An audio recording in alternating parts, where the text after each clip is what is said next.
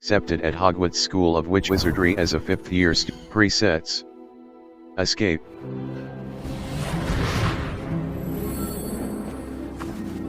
Ah, it appears we are almost ready to depart. It's a pity we didn't have a bit more time to spend on spellcasting. I presume you've been practicing the spells we worked on. I have, Professor.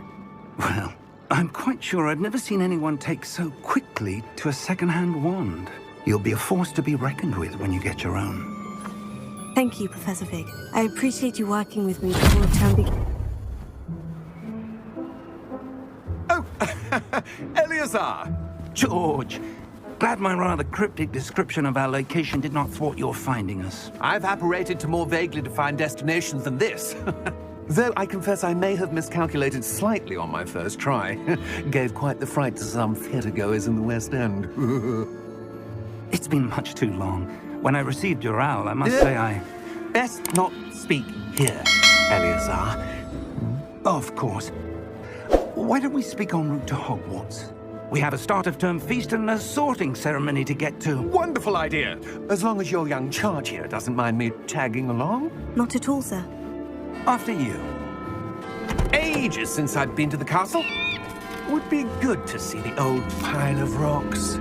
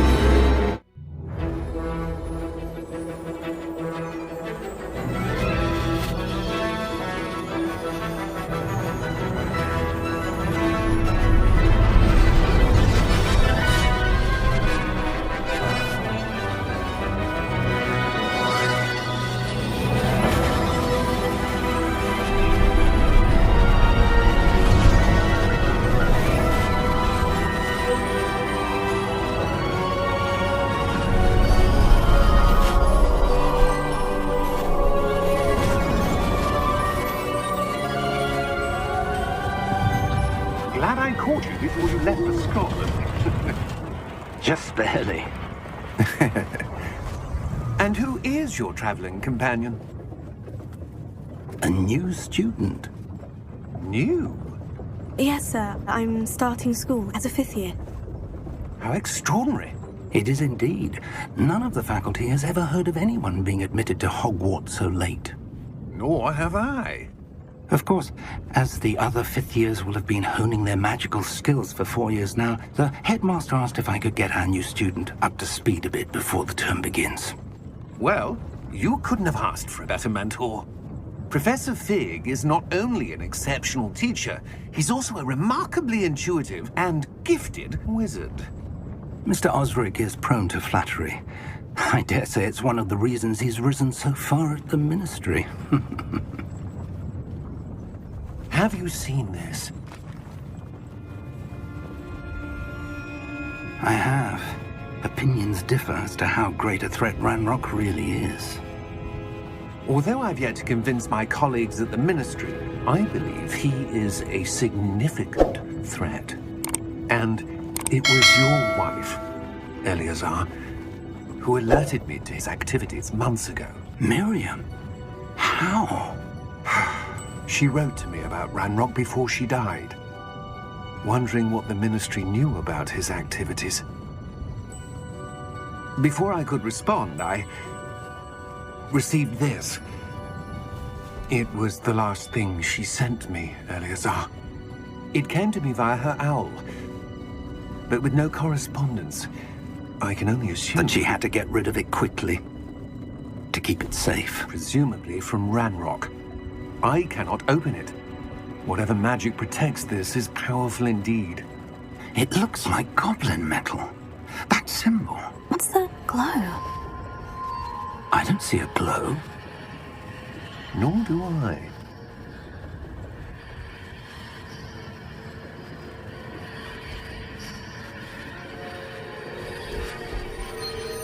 Merlin's beard! How did you... Wait! We do not know.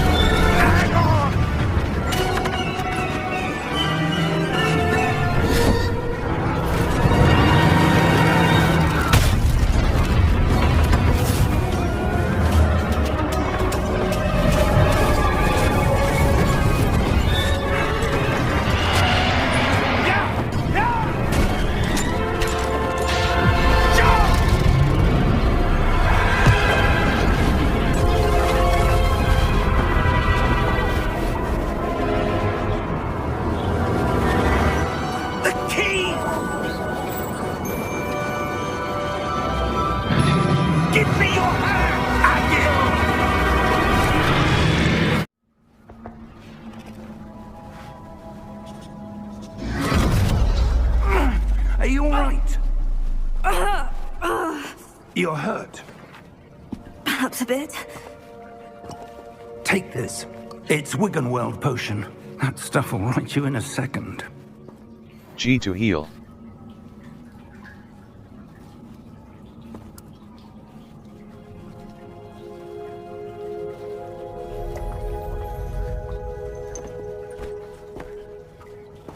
What happened?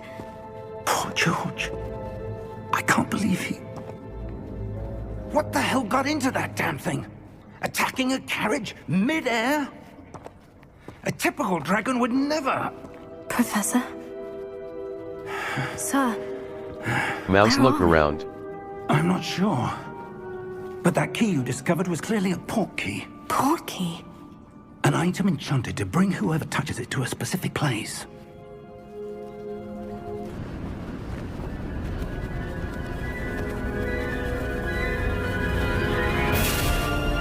How far did that port key take us? Farther from London than the carriage travelled.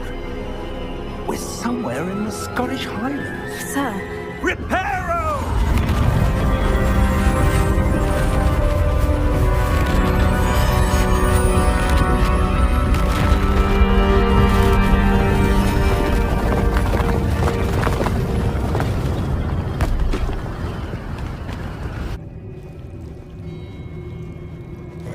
Hello?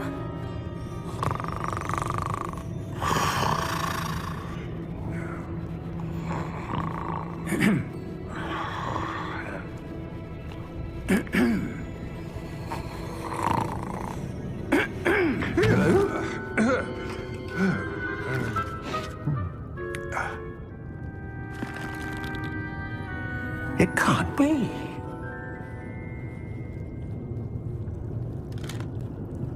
Just a moment. Ooh. Where are we here?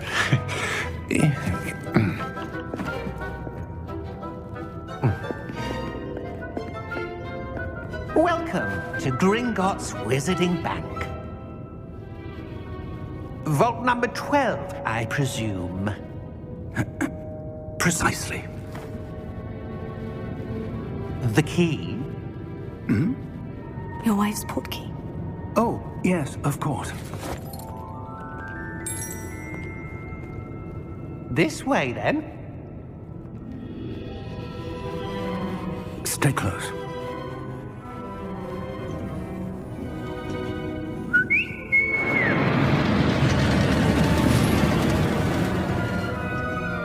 After you.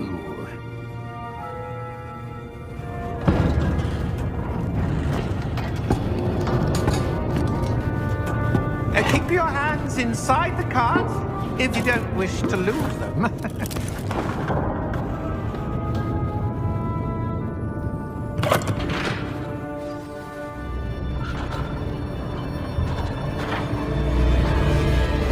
How many vaults are there in Gringotts?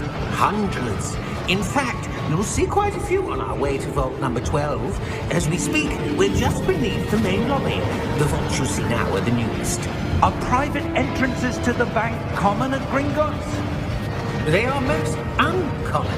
Only one with great wealth or power, or both, could have arranged for such a service. You'll want to take a breath. A what? That waterfall washes away all enchantments. It's a security measure. Experienced the thief's downfall before, have you? Heard of it? These are the lower vaults that we're passing now. How deep are we going? Vault number 12 was commissioned shortly after Gringotts was founded over 4 centuries ago. It resides in the deepest part of the bank. Settle in. We've quite a distance to go.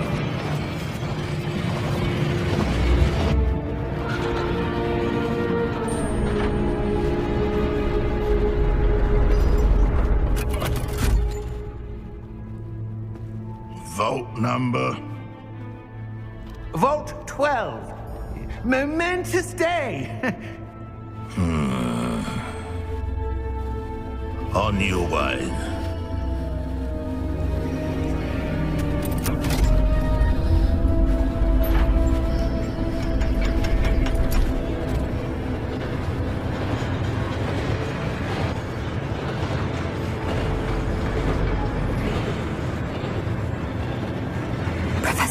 The armband that guard was wearing was glowing. Like the glow you saw on the porky container? No, darker. I saw that same glow on the dragon's collar. Yeah, what was that? We were just wondering about that goblin back there. He watches over the oldest section of the bank. Rare anyone goes there anymore.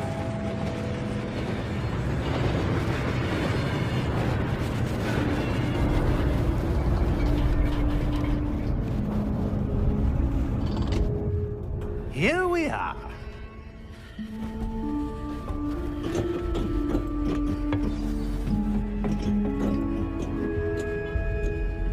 When was the last time this vault was accessed? A goblin has been stationed at my desk for hundreds of years.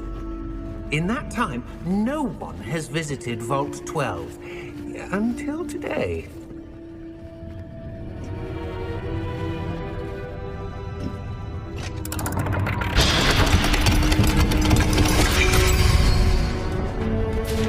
Vault 12. Thank you for your help.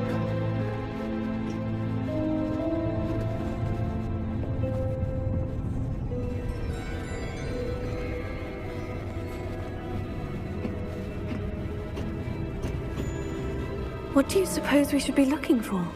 I'm not sure. Sir, I wonder if you might... The instructions for Vault 12 indicate that I am to grant access to the holder of the key and then close the door. Wait! Best of luck. Professor? That was certainly unexpected. Let me think. There must be something here. Revelio, perhaps? Revelio? Yes.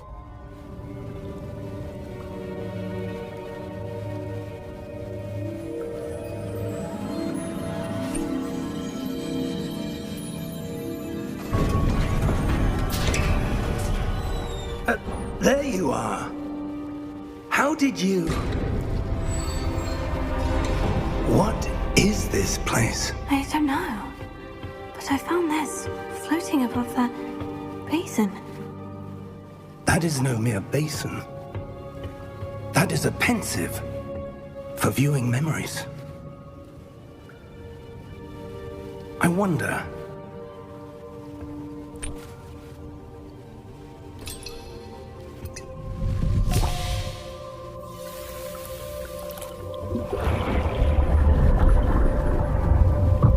Follow my lead.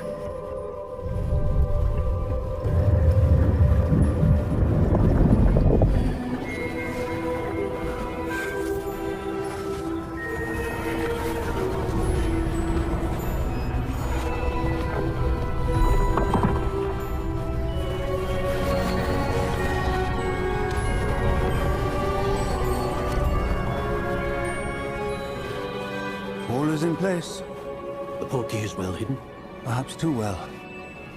I wonder if the path we've created... May be impossible to follow. It will only be impossible for one who cannot see traces of ancient magic as I can. Your ability to see what others cannot will not be enough, Percival. We are entrusting the one who embarks on this path with powerful secrets, with knowledge others will do anything to obtain.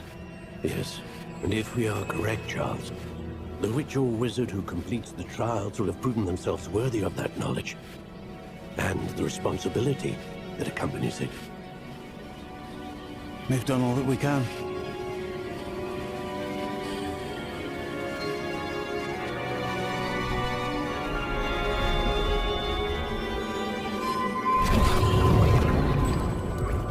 That's what you're seeing. The glow that surrounded them. Yes, sir. Astonishing. Can I see magic? Traces of an ancient magic, to be precise. The magic that Miriam had always believed existed, but could never. Miriam, and perhaps George, died in pursuit of knowledge that has been dormant for centuries. And you, it seems, are the key to understanding why. We were... It all looks rather different than it did a moment ago. Someone's coming. Who were they? I don't know, But, sir, you shouldn't be in here. I was right. Ranrock. Seems my reputation precedes me. I was beginning to think no one was ever going to visit Rackham's vault. And why are you here? No need for that. Just give me whatever it is you found here and we can let bygones be bygones. Sir, they had the key to the vault. Choose your next words wisely. I only meant that the instructions to Vault 12 were quite clear. Sir, I must insist. I was to grant access only to one with the key, and you didn't have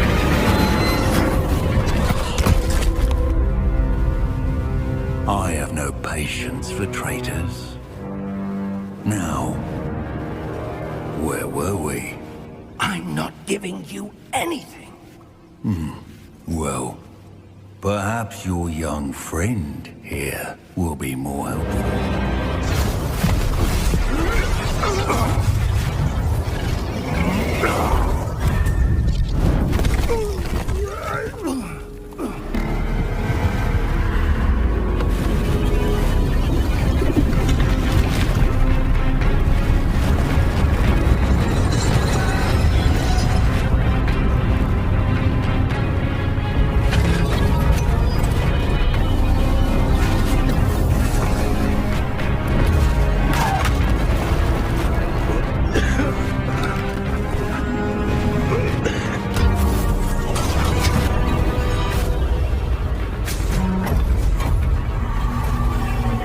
No way out.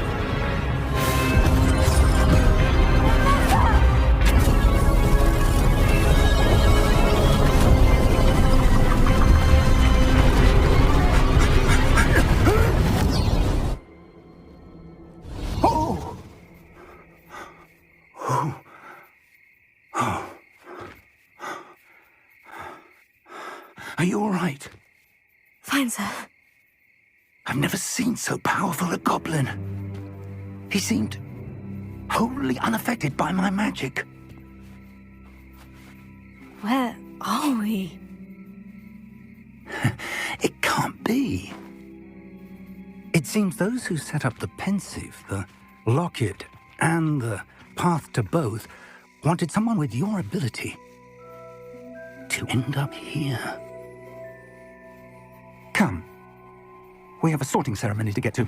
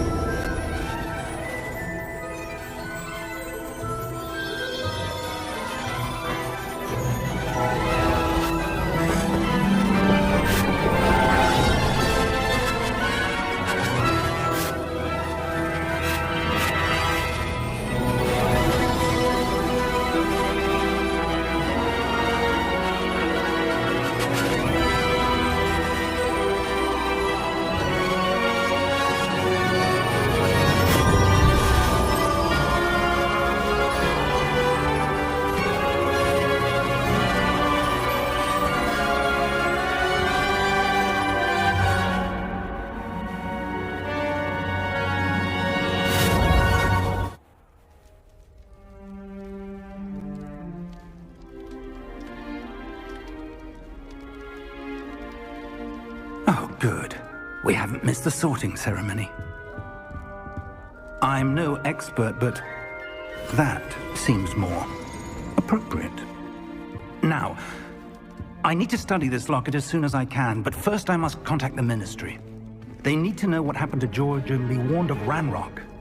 For the moment, I ask that you keep all that's happened this evening between you and me. Of course, sir. Thank you. Ready for the sorting ceremony?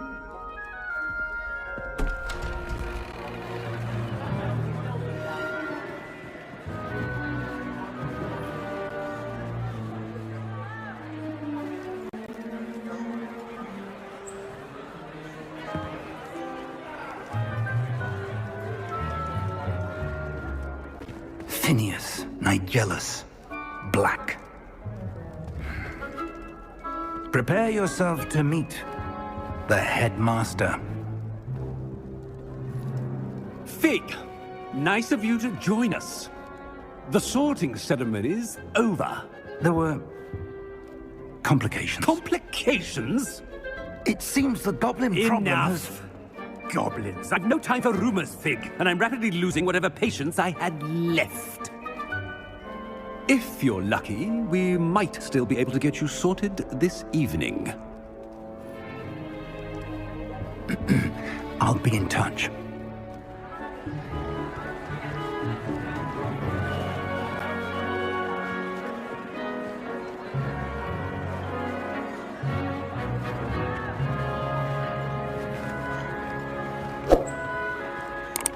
Professor Weasley! We've one more to be sorted.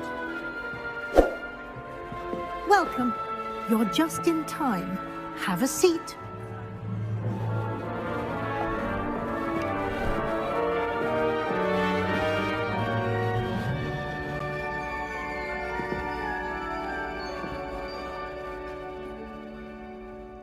Ah, yes. A bit older than the others, aren't you? You come here with preferences and preconceptions. Certain expectations. I'm looking forward to meeting my professors and learning all I can at Hogwarts. Indeed. Hogwarts has much to offer a dedicated student.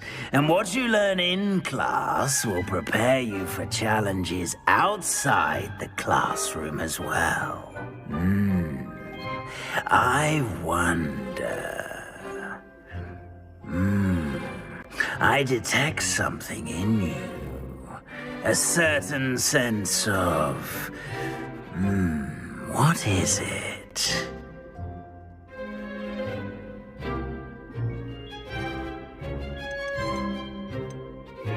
A sense of loyalty? I believe myself to be a true friend. I know I value that trait in others. You do not give up easily, do you? You are undaunted by challenges that lie ahead. And your loyalty to a friend delayed your arrival here this evening. Perhaps you belong in Hufflepuff.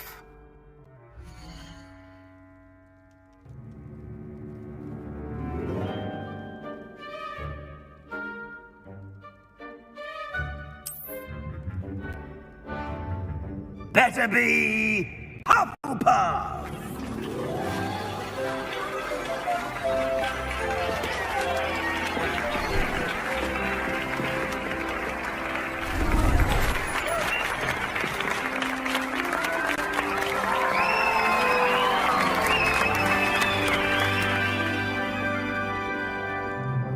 Oh, and one more thing.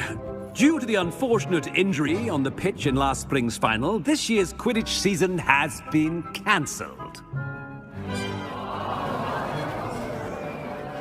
Enough! It's not as though I've banned flying altogether, but don't tempt me. You are here to focus on your academic futures. I'm sure you will have plenty to do before classes begin tomorrow.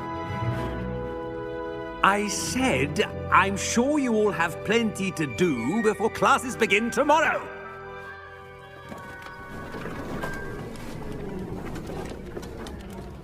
Quite an entrance. It's lovely to meet you. I'm... Professor Weasley, would you be so kind as to show our new student to their common room? I shall see to it, sir. As I was saying, I'm Professor Weasley. Pleased to meet you. Nice to meet you as well, Professor. As Deputy Headmistress, it is my distinct honor to show you to your common room. Right this way.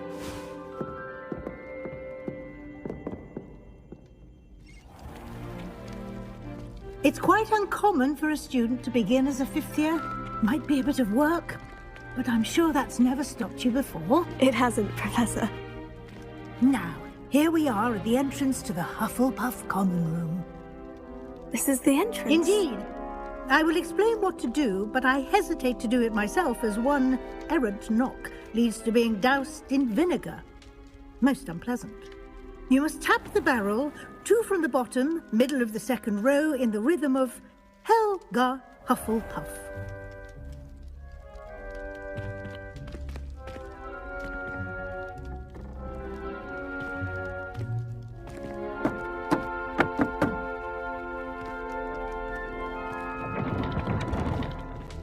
Well done.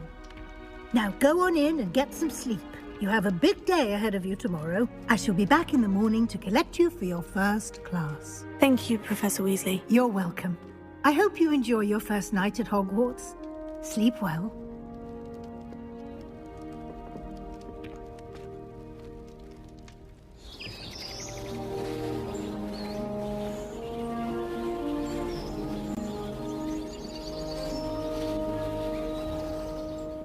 It's good to see you, Professor. And you. I was hoping our paths would cross today, before you immersed yourself in studies. Did I hear you and Professor Weasley talking about exploring ruins?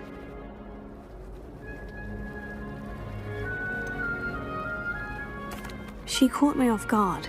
I didn't tell her anything else about our travels here.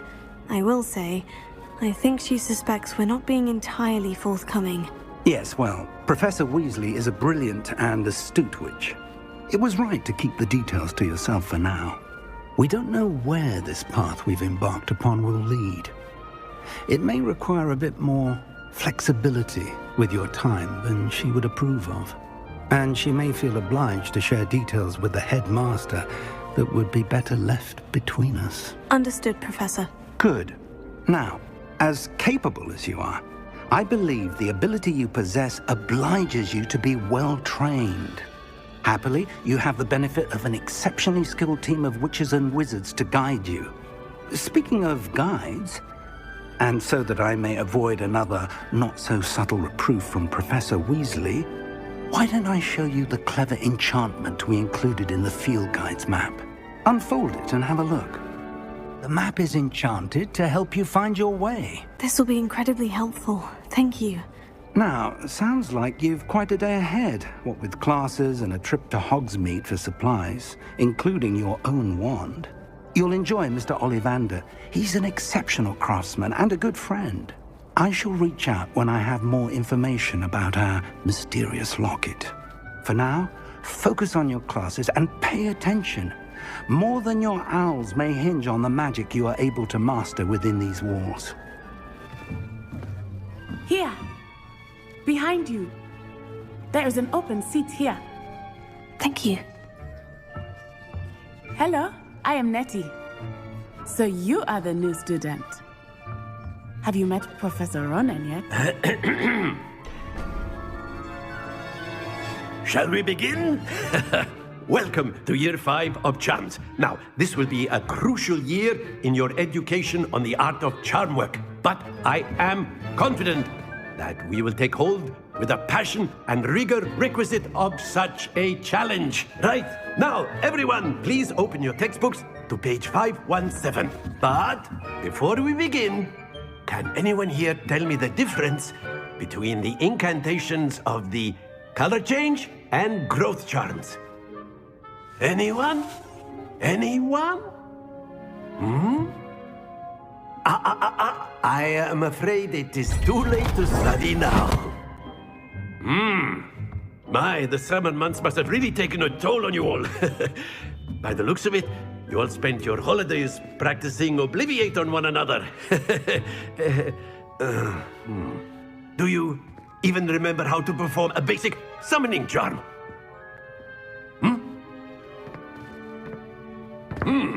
Well, it seems that we are in dire need of review. Everyone get into pairs and take positions on opposite sides of the classroom. Now let's put those textbooks to use as the blunt objects you so believe they are, and take turns summoning them out of one another's hands. Only one book will be needed per partnership, Miss Dale. Thank you. Get into place now.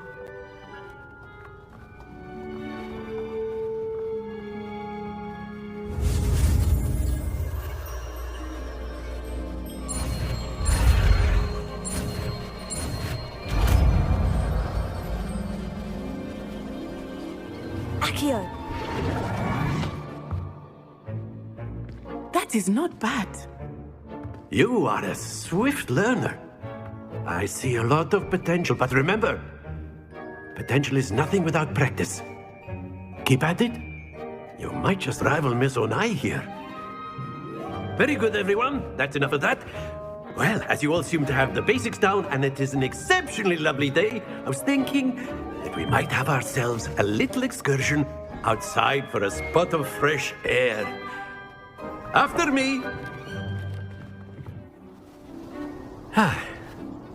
I've always found that fun goes hand in hand with mastery, as I'm sure the Quidditch players amongst us would agree. So, what better than a bit of sport to put our prowess with the summoning charm to the test, right?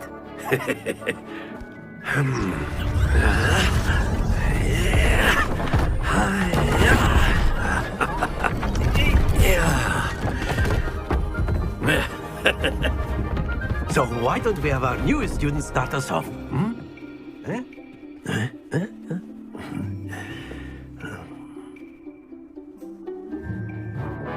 Let us make this a bit more interesting, shall we?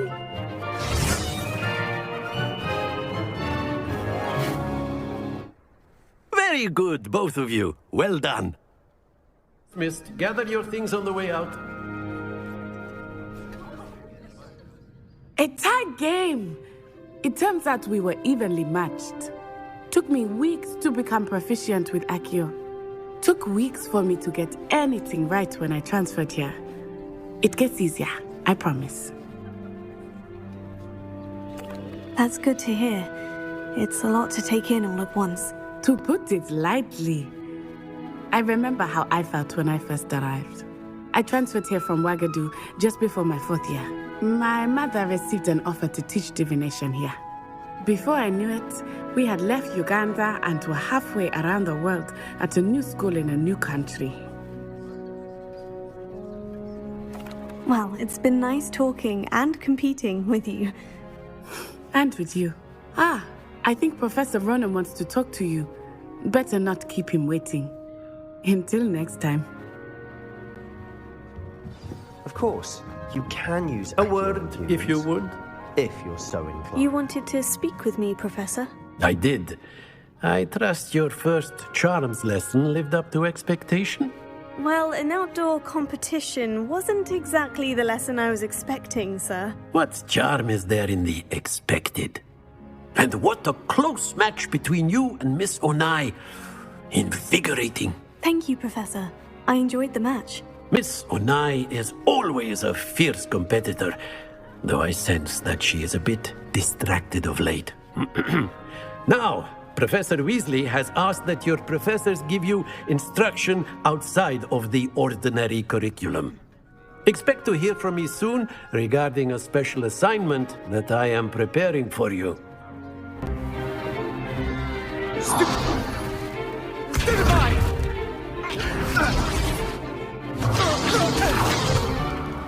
that all you've got?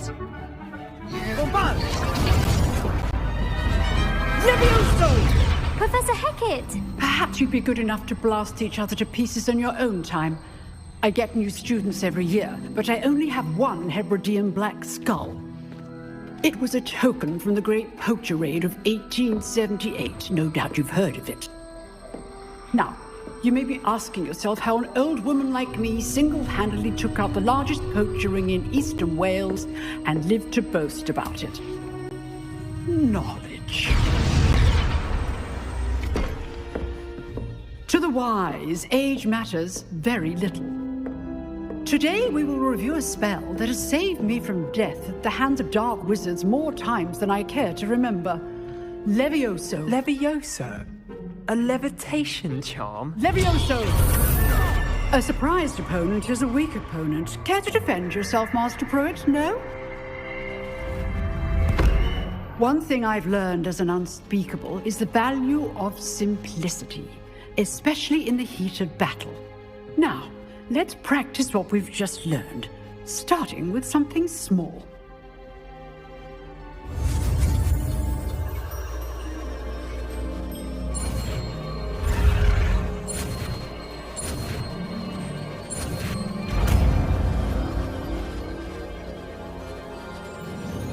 Levioso!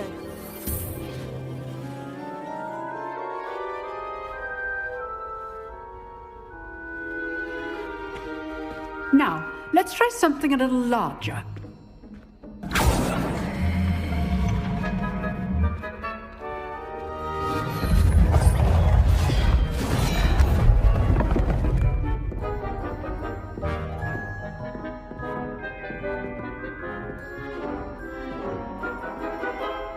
Cast.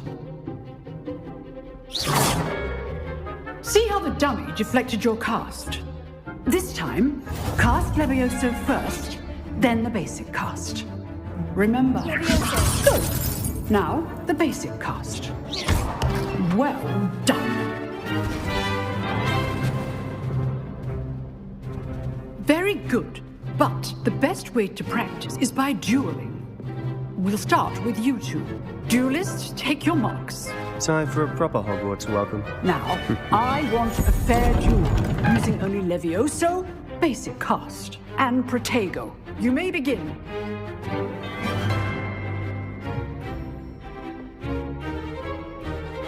Levioso! This can't be your first duel. Christopher! If only all of my students were this adept. You're good. How perceptive. How's the view? Rather good at this, aren't you? I know. That had to go. Levioso!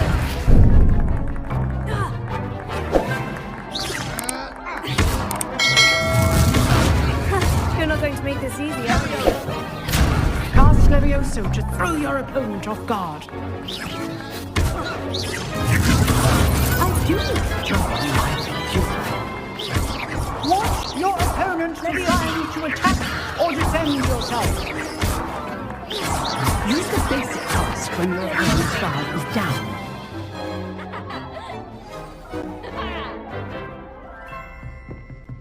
Not bad for a beginner. You give as good as you get.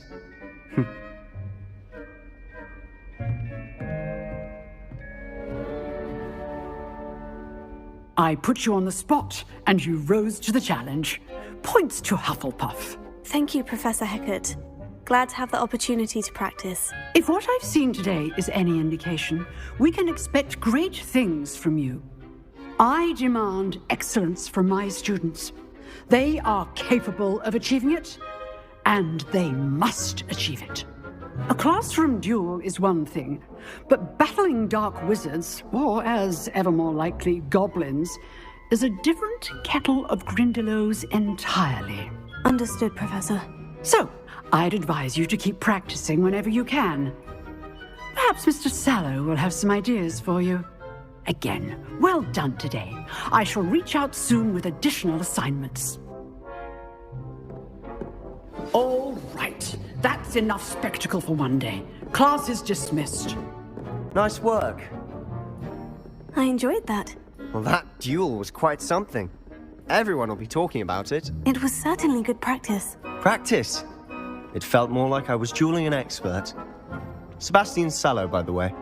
Didn't expect a new student to be so deft with a wand. Then again, perhaps this wasn't your first duel. I've dueled enough. Consider yourself lucky I held back. Huh, fair enough. You owe me an honest duel when you aren't. You know, you might be a perfect fit for a certain exclusive, unsanctioned dueling organization. Exclusive and unsanctioned. Count me in. Excellent. Knew I was right about you. If you want to get the most out of your time at Hogwarts, you're going to need to break the rules now and then.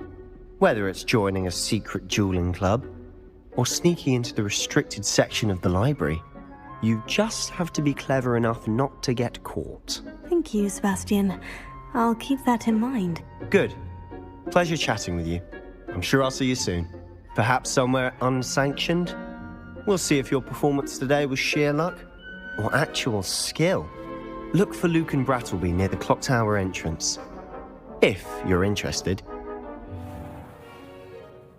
What about the room, Professor? I was thinking the same thing, Deke. Perhaps you could help. Oh, excuse, Deke. Ah, there you are.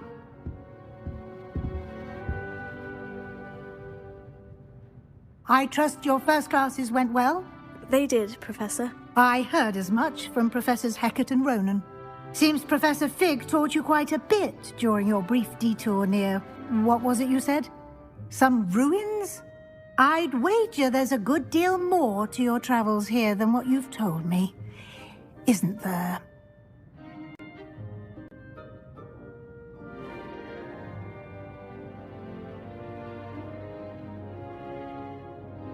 Have you and Professor Fig not discussed my training? He continues to be reticent about the details, mentioning only a few spells. Revelio, was it?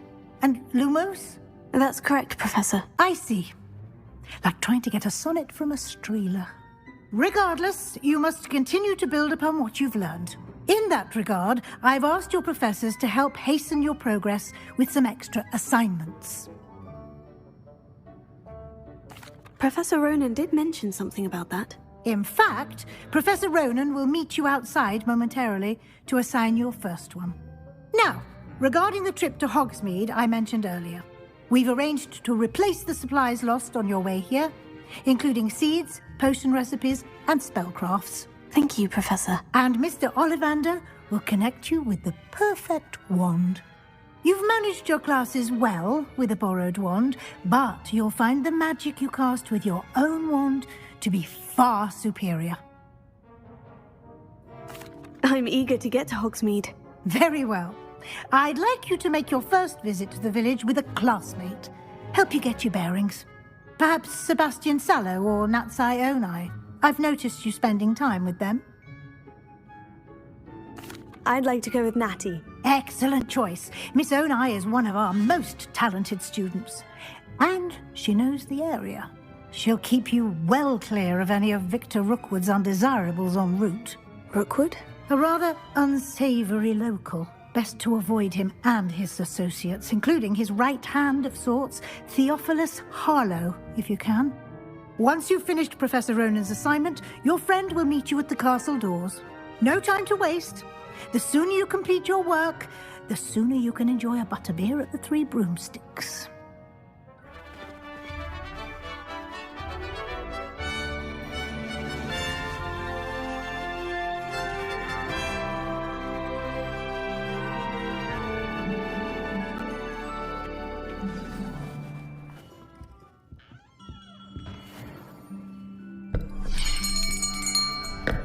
I'll be right with...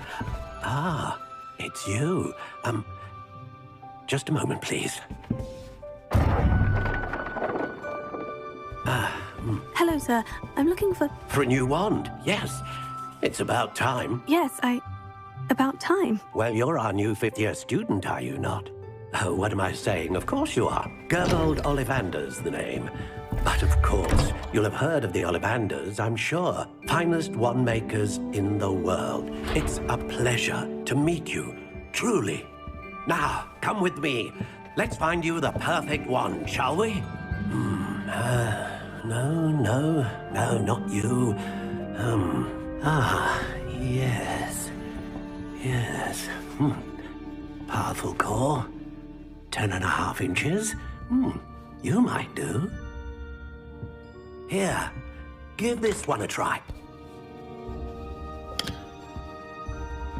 Well, go ahead, swish.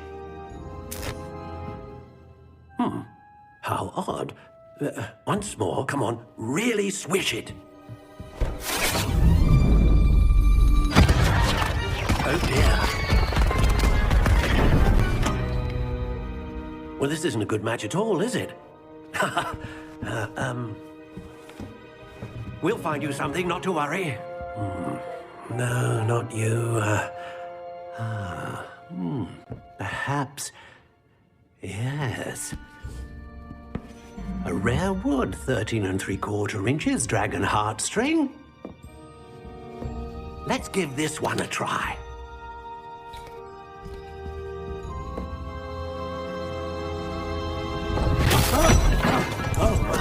Oh, goodness. Looks like it's back to the shelf for you. This is proving to be trickier than I had anticipated. How perplexing. Where are you? Perhaps you? There you are.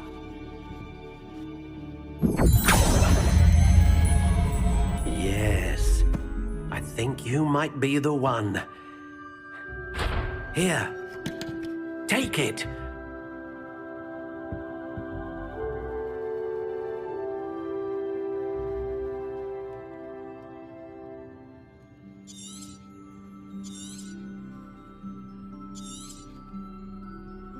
What do you think?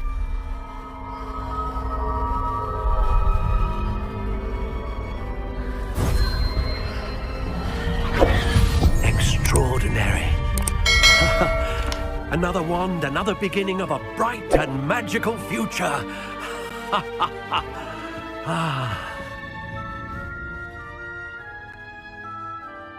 Now, how did that feel? Good. Different. I sensed a sort of surge of some kind. A match? Your connection seemed particularly powerful. The right wand will learn from you, just as you learn from it. I'm eager to try it out. Of course. And a phoenix feather core is terribly selective. This will be an excellent match indeed.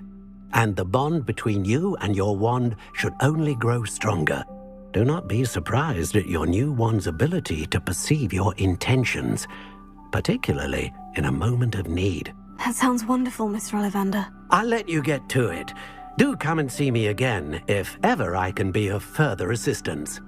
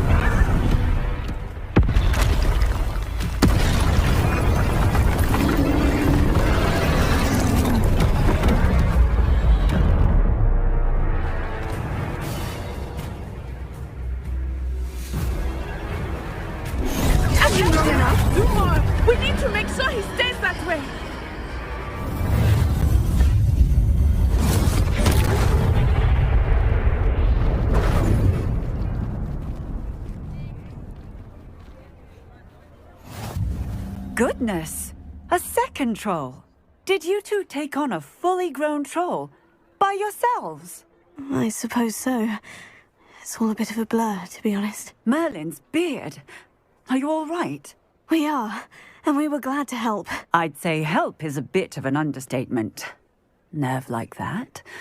The makings of an aura, if you ask me. If you are unharmed, perhaps the two of you wouldn't mind helping me put a few things back to where they were. Of course, officer. Singer. Officer Singer. And thank you, again.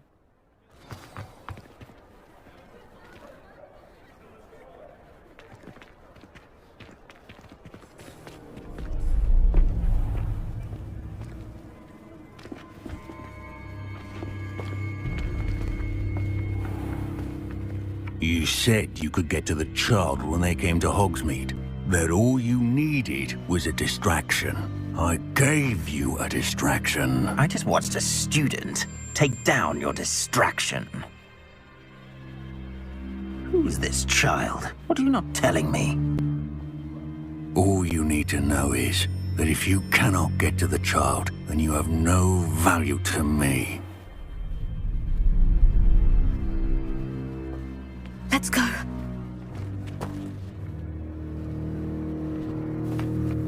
Did they see us? I don't think so. What was that goblin doing with Victor Rookwood? Ranrock is working with Rookwood. The goblin from the Daily Prophet. I knew I'd seen him somewhere. Quickly, let's get inside the 3 broomsticks.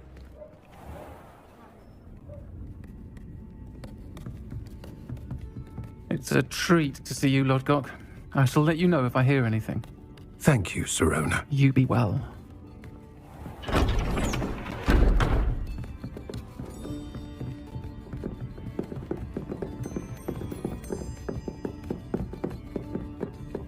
Now, what can I... Oh, there's a face I haven't seen before. It's my first time here. Welcome. Butterbeer's on me. Heard about the attack. I shall be looking in on the other shopkeepers and residents shortly. Glad to see you two escaped injury. Thanks to this one, single-handedly took down a troll. Is that right? Well done. Thank you for this. My pleasure. I will say, trolls in Hogsmeade. That's never happened before. Something's not right. The only brutes we usually have to deal with are... How timely.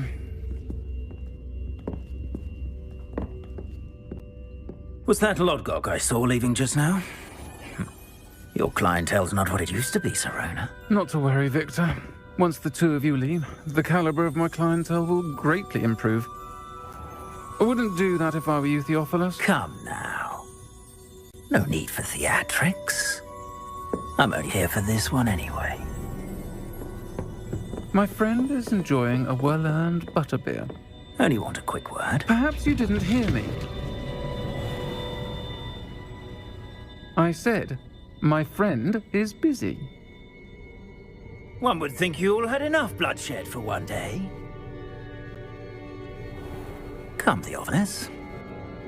The Three Broomsticks isn't what it used to be. Let's take our galleons elsewhere. Can't drink butterbeer forever.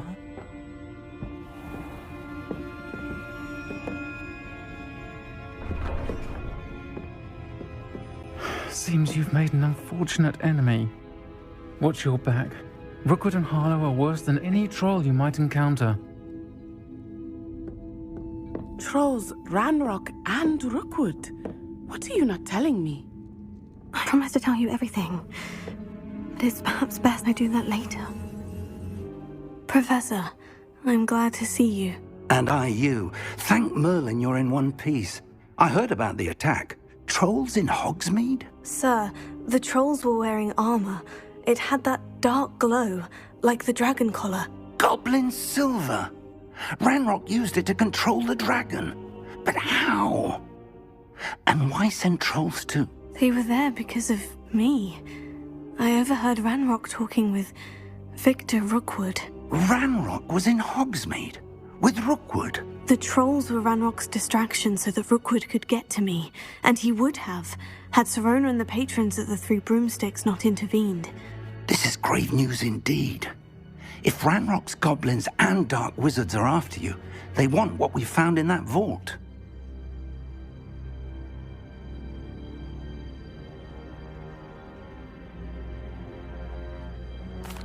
They're after the locket. You said you discovered something in it. Yes. I discovered an inscription. When I read it aloud, this map appeared. Clever enchantment. It's a map of Hogwarts, to be sure, but I do not know where it leads. It leads to the library. The restricted section, to be precise, and a bit beyond. I see traces of magic there on the map. I suspected you would see something. Shall we go? I appreciate your enthusiasm, and I'm eager to discover what we may find there as well. But if our experience at Gringotts, let alone what happened to Miriam, taught me anything, it's that the path we're on is terribly dangerous. I'd like you to work with Professor Hecat a bit before we continue. But sir, how dangerous could the library be? Perhaps we're only after a book. Perhaps we are only after a book, but we should be prepared for anything. Once you've honed your defensive magic further, come and see me. Ah, there you are. Hello, sir. You'll be pleased to know that I worked on my defensive magic with Professor Hecat. So I hear. She tells me you've taken rather well to your new wand. You must continue to work with her and your other professors to improve your skills. That said, I don't wish to postpone our visit to the library any longer. So, shall we proceed? Fig! I have work for you. Come. Headmaster, I'm with a student and my schedule Your schedule will wait indefinitely, as will your student. I would think that after all the trouble you caused me with Osric, you'd be eager to make amends. My office, 5 minutes.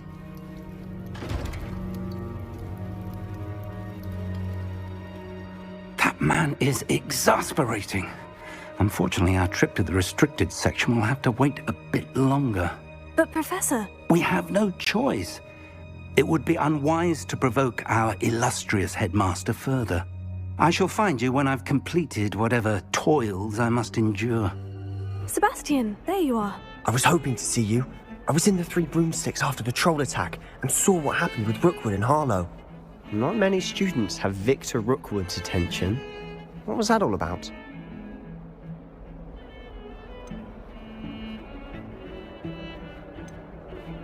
Seems he's working with Ranrock. And Ranrock is after something I found at Gringotts. Ranrock? And when were you at Gringotts? Professor Fig and I ended up there after the dragon attack. It's quite the tale. Fig had this portkey to Gringotts? I'm not sure I follow. I barely follow myself, and I was there. Anyway, we ended up in an ancient vault where we found a map. That map leads to the restricted section. You can't be serious. Deadly serious. Professor Fig has insisted that I not tell a soul about any of this. I've probably said too much. Understood. Your secret's safe with me. Whatever it is. Thank you, Sebastian. You mentioned being clever enough not to get caught in the restricted section. And I am. Meet me outside the library tonight. And tell no one. Thank you, Sebastian. I'll meet you later.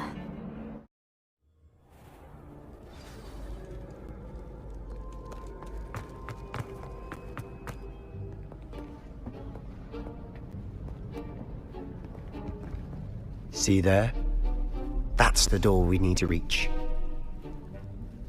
And those annoying prefects would love nothing more than to rat on us to Scribner, so don't let them see us. Understood? I can be sneaky. Let's go. Hold on now. There's a spell you should know. The Disillusionment Charm. Good for getting places you're not supposed to be. Cast it and you'll appear as little more than a trick of the light, just as long as you keep your distance and stay quiet. You mean I'll actually be able to turn invisible? Something like that. It's not as foolproof as a cloak, but those are expensive. And spells are free. Give it a try.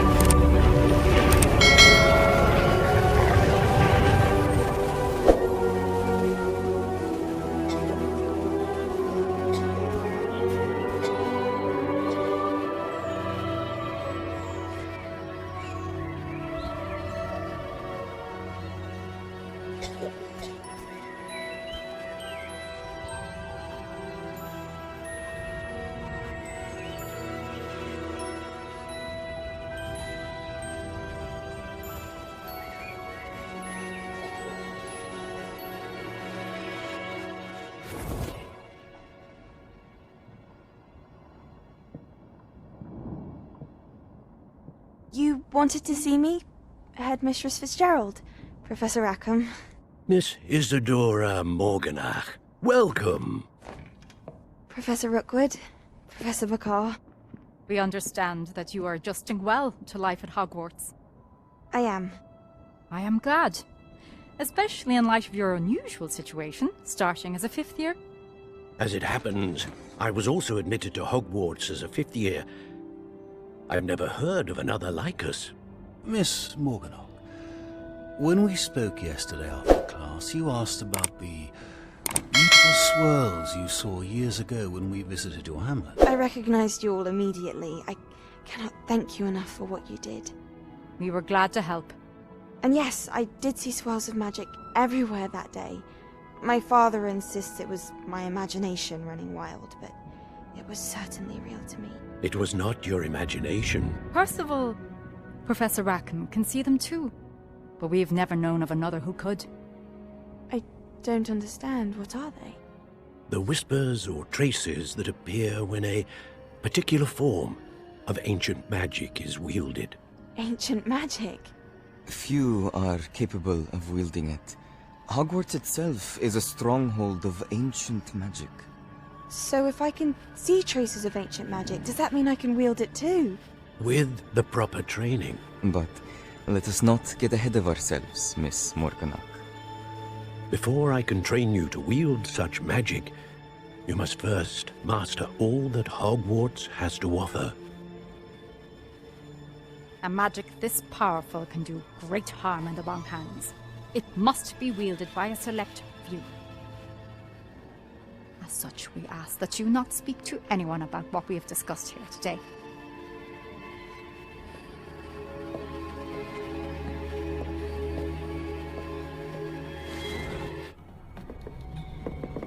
Sebastian!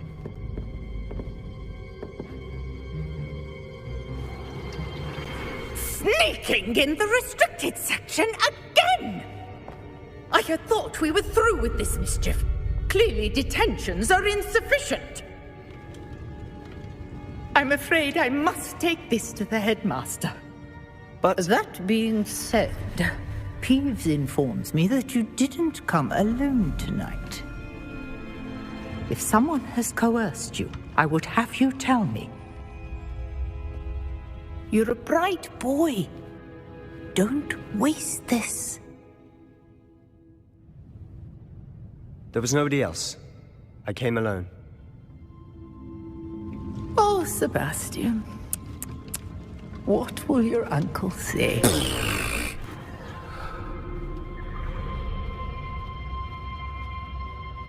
What? That's... Wait. You accessed the restricted section? But how? Thinking on it, perhaps it's best you spare me the details. Fair enough. In fact, the book was below the restricted section, as it appeared on the map. I want to hear everything. First, let's have a look.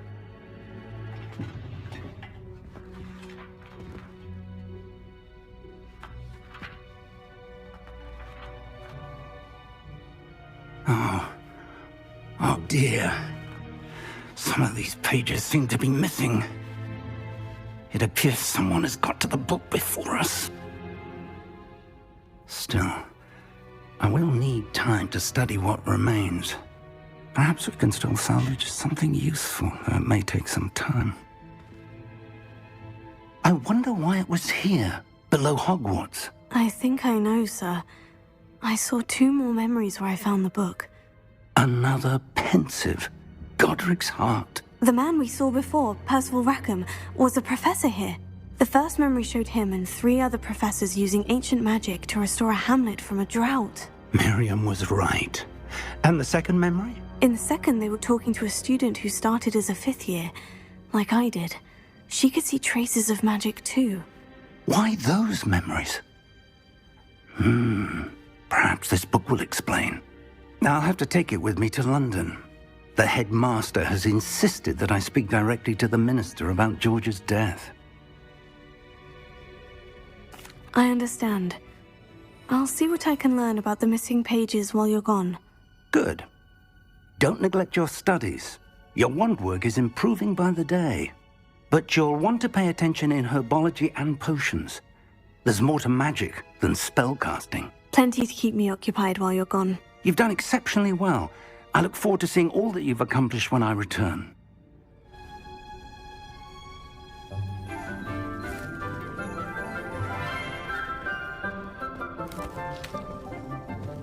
Good morning, Professor Garlick. How wonderful it is to see you again, Lenora dear. Oh, here, you'll need these for today's class.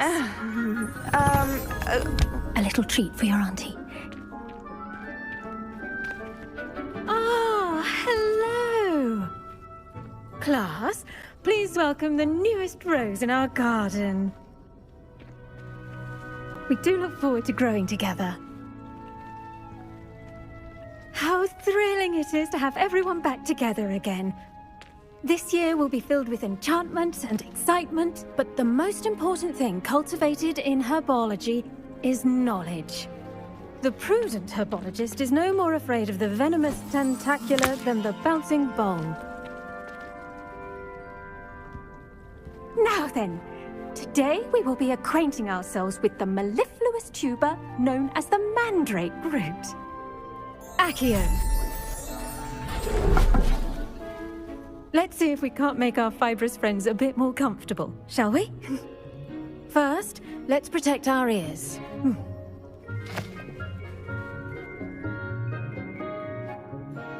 Now, everyone, grip their mandrake by the tendrils and give it a firm tug.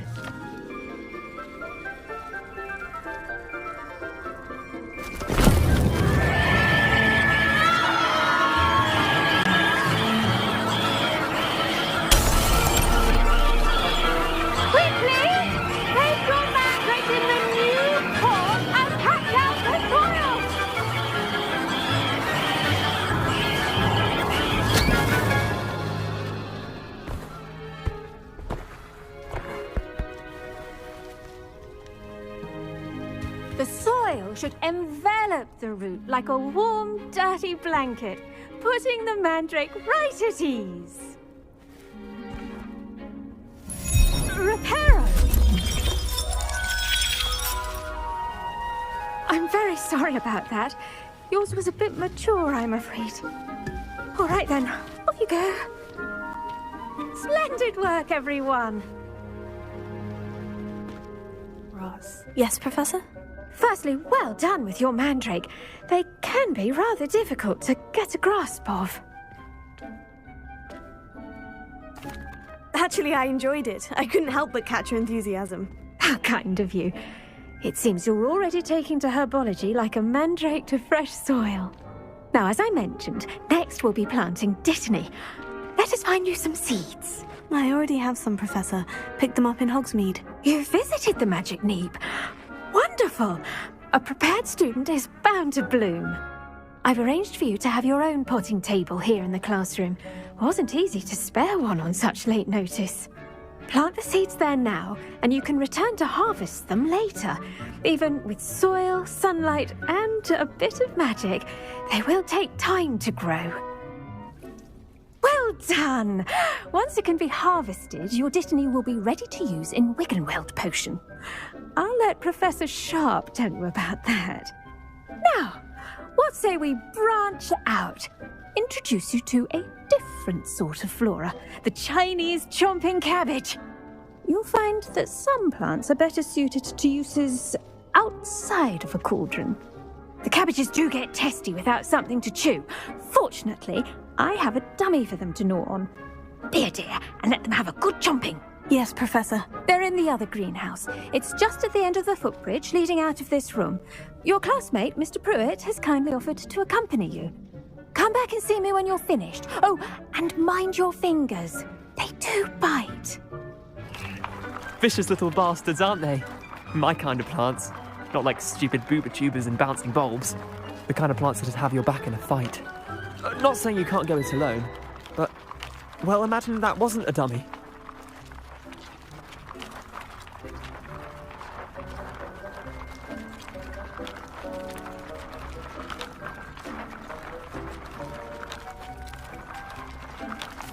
I suppose they could prove useful outside of the greenhouse. Nothing wrong with a bit of backup, even if it is from a cabbage.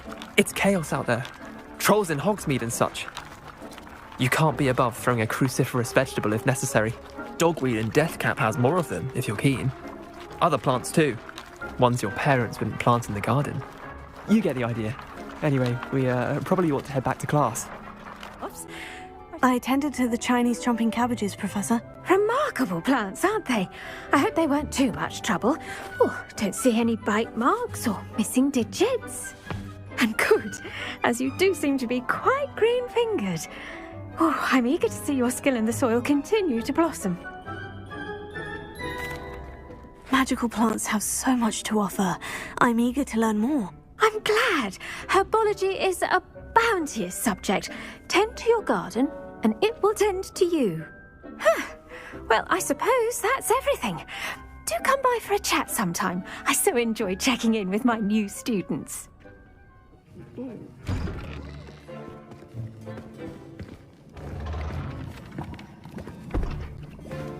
Potions is one of the most challenging and hazardous subjects taught at this school. As fifth years, you will be required to reach new heights of both discipline and intellect. You will begin this term by brewing a Wigan-Weld potion. Mr. Takar, can you tell us why this particular potion might come in handy? Yes, Professor Sharp. The Wigan-Weld potion can be used to sterilize and even heal a variety of injuries. It can heal some injuries, but not all. Points for Ravenclaw.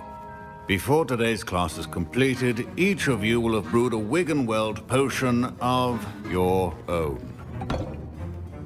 You never know when you might need it. Please begin.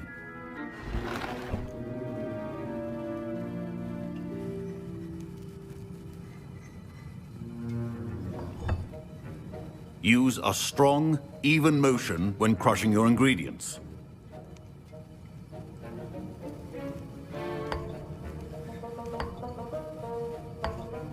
Please be meticulous when adding powder to your potions. One errant sneeze could be disastrous.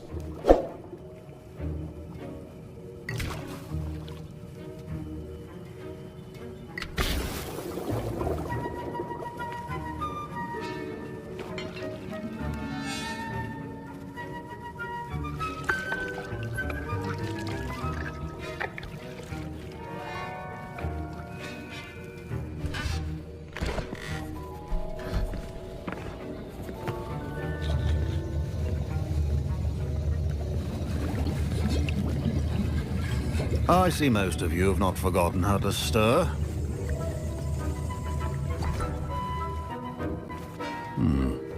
Not an easy potion to brew. Well done. And from what I hear of your recent exploits in Hogsmeade, you'd also do well to practice brewing the defensive Edurus potion. Professor Weasley had you acquire the recipe from J. Pippins, correct? Yes, sir. Good.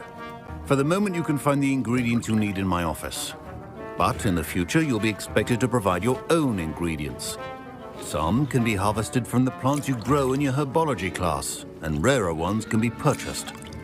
Others, however, may be harder to obtain, and will require you to be a bit more resourceful.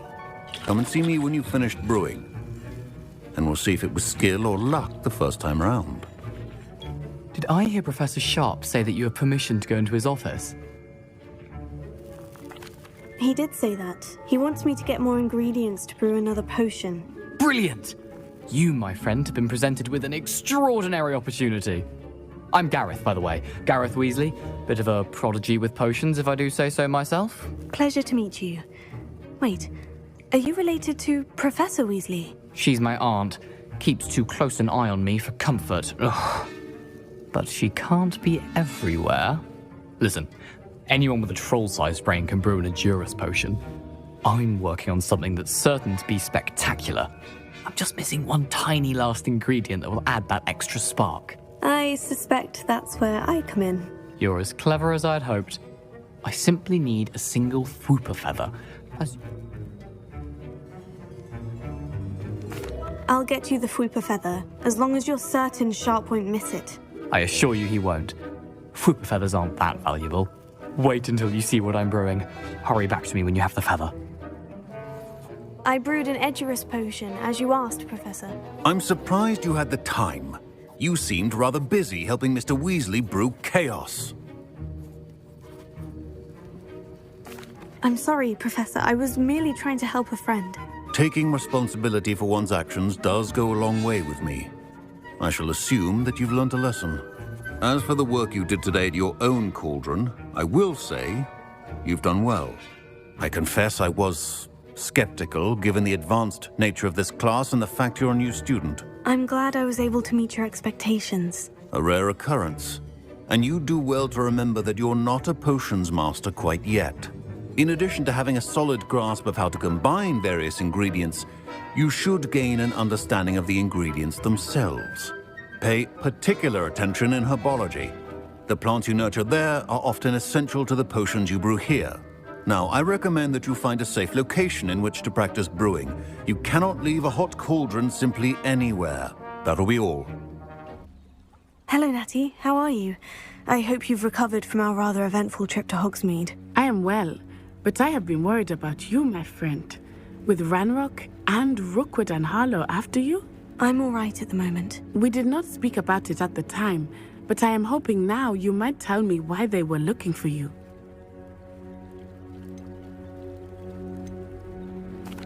They want something that Professor Fig and I found at Gringotts. When were you at Gringotts? Just before we came to Hogwarts. In fact, it's why I was late to the sorting ceremony. A portkey brought us there after the dragon attacked our carriage. What on earth? There's one more thing. It's a bit odd, if I'm honest. Professor Fig says I have a rare connection to a powerful form of ancient magic. Is that the magic you used fighting the trolls in Hogsmeade? I think so. I'm still learning, but I can see traces of it, and I've cast magic I can't otherwise explain. I know that's a lot to absorb. It is. And I will have more questions. For now, it is safe to say that Rookwood and Harlow are a threat to both of us, to all of us, which is why I wanted to speak to you. I realized something that day in Hogsmeade. You displayed such courage fighting that troll, and Serona wasn't intimidated one bit by Rookwood and Harlow. Both of you have inspired me to take a stand of my own. What sort of stand? Men like Rookwood and Harlow are the reason my mother and I left Matabeleland. I am not going to sit by and watch them destroy my new home. Good. Rookwood and Harlow are a dangerous pair, and the fact that they're working with Ranrock, well... All the more reason they must be stopped. Rumor has it that Theophilus Harlow runs Rookwood's day-to-day operations. Taking him down would cripple Rookwood's entire enterprise.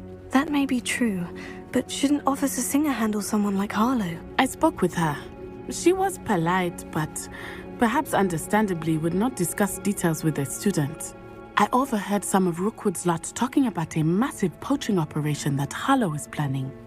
I was thinking that we could investigate a bit, try to get the evidence that Officer Singer needs. All right. But how? I am going to watch and listen and find out precisely what Harlow is up to. I shall reach out when I know more. In the meantime, remember, I am here if you need me. Thank you, Natty. I've no idea who it is you think I might have seen. I've been busy with my research. I do not have time to... Victor Rookwood don't give a doxy's nip back your time. Oi! Speak of the devil. Mr. Rookwood would like a word with you. A student? You can't be... Enough out of you. Leave her alone. Stupefy! Are you all right? I am, thanks in no small part to your excellent defensive skills. Care to tell me why 2 Ashwinders were ready to dispatch me to get to you? Ashwinders? Victor Rookwood's thieves and extortionists, his little cronies. They seemed quite keen on you. It's a long story, but thank you for your help. Well, you've avoided them for the moment. Priya warned me things were getting dangerous. Best get moving on my research before they return. You're a researcher? Nora Treadwell at your service. Historian and archaeologist specializing in Merlin's work and life. Merlin? Of the legend of King Arthur? The very same. Merlin attended Hogwarts, you know, and I'm studying some curious fixtures he left here centuries ago. Fixtures? These vine-covered pillars, dozens of them, all around the area. I've taken to calling them the Trials of Merlin. I believe he created them as a diversion for his fellow Slytherins. He was terribly fond of puzzles and enigmas. I can see why you're so interested in Merlin. I'd be keen to know more about the trials. Well then, I'll let you in on a little secret. No one has yet managed to figure out how they work. But I believe I have just unlocked a crucial clue. I suspect that Mallowsweet is an important component in getting the trials to work. Mallowsweet? Versatile herb. Merlin repeatedly mentioned it in his writings. I had just arrived to test my theory when I was so rudely interrupted. You see, each swirl in Merlin's writing has a symbol in the centre. That started me thinking, what if... The Mallowsweet is meant to be placed at the centre of the symbols. Precisely. Would you care to do the honours? We can see what comes of our little hypothesis.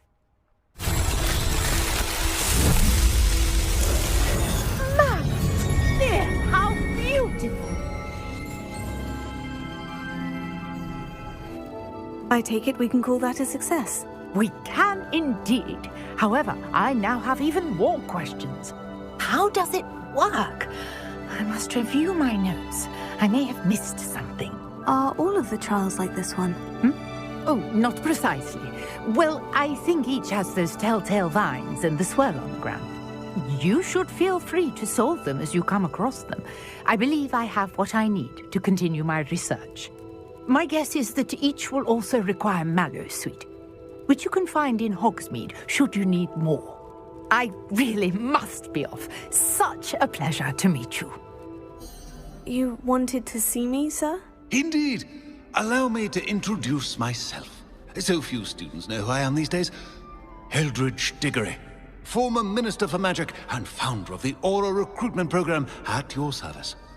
I believe you can help solve a decades-old murder, thanks to that book you found, and, in particular, its missing pages. How do you know about the book? And the pages? We portraits hear more than you might suspect, and most of us can keep a secret. So, what say you? Surely a Hufflepuff such as yourself would be inclined to help seek long-overdue justice. I'll do whatever I can. Wonderful. I am pleased to have been right about you. My great-niece, Helen Thistlewood, can provide you with details. She's retired now, but was a skilled aura in her day. And the unsolved murder of which I speak was her case. I often visit my portrait in her home, in the nearby hamlet of Upper Hogsfield. Shall I tell her to expect you? I shall go and see her right away. Brilliant. With what I suspect is your knack for hard work and her keen mind, both mysteries may be solved sooner than you think. Madam Thistlewood, I met your great-uncle in his portrait in my common room. He sent me to speak to you. I'm pleased you came. Uncle Eldridge believes the book you found and its missing pages may be relevant to an unsolved case from my time as an aura. Very well. I'm listening. Decades ago, a student named Richard Jackdaw disappeared after going to meet a girl named Anne. They never found his body. When his headless ghost appeared briefly in Hogsmeade, wholly unaware of how he died, Anne was convicted of his murder and sent to Azkaban. It was in large part due to the testimony of a girl called Apollonia Black. Jealous of Anne, I think. That sounds terrible, but I'm not sure how I can help. Anne's alibi was somewhat labyrinthine. She said Jackdaw promised her adventure following a map he found on some pages he'd stolen from Peeves. And you think Peeves ripped those pages from the book I found in the restricted section? If my great-uncle is to be believed, yes. At least that's what the portraits at Hogwarts suspect. Anne insisted that Jackdaw had asked her to follow the map with him, but only after she solved a series of puzzles he'd prepared. Odd way to woo a girl. She swears she never even solved the first puzzle, so they didn't meet. Jackdaw's ghost vanished almost as soon as he appeared. Without Jackdaw's puzzle, pages, or remains, Anne was sent to Azkaban based solely on Apollonia's spurious testimony. I don't understand. What can I do to help? I believe Anne may have solved the first puzzle by now, but after spending time in Azkaban, she's a shadow of her former self. She won't speak to anyone she doesn't trust, and she trusts no one. If you, a student with a connection to the pages, like Jackdaw had, spoke to Anne, she might reveal new information. What a horrible story. Well, if you think I can help, I'll come with you. This is wonderful news. You are to be commended for your kindness and bravery. Fortunately, being a retired Aura has its benefits. We can apparate right to her. I've escorted ministers, professors, and many others to that blasted place. Never a student, I'll admit, but I will keep you safe. Very well, let's go. Steady yourself. We'll apparate together. Don't worry, I've never splinched anyone. Do take care now, and tread lightly in that horrible place. We'll be there in but a moment.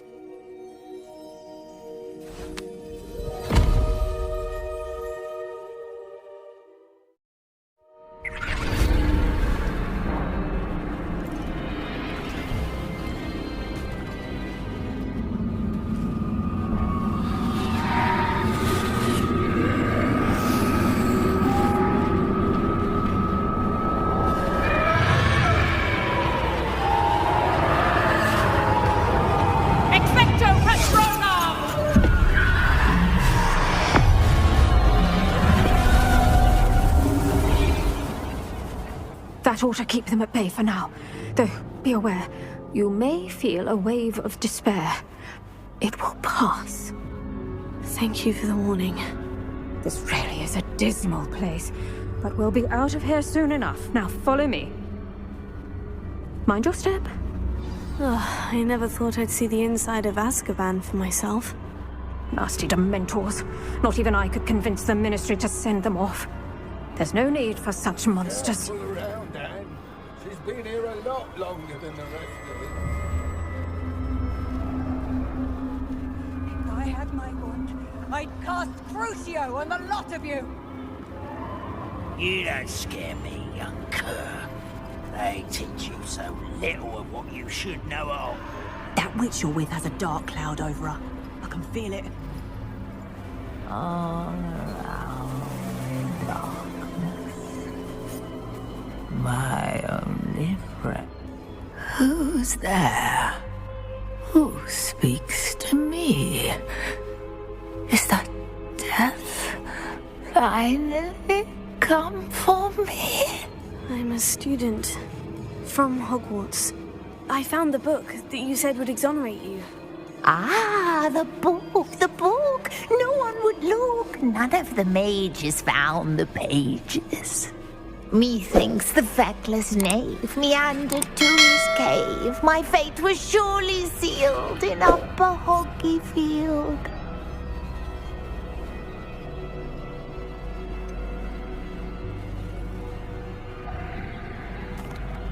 What are you trying to say?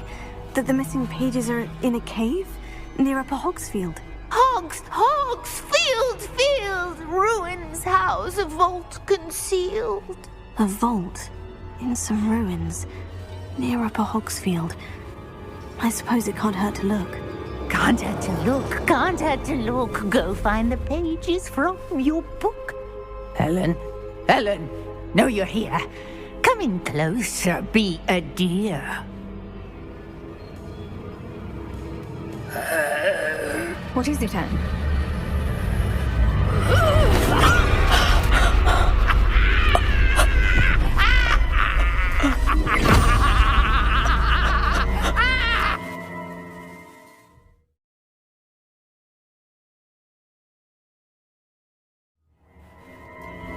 You're hurt.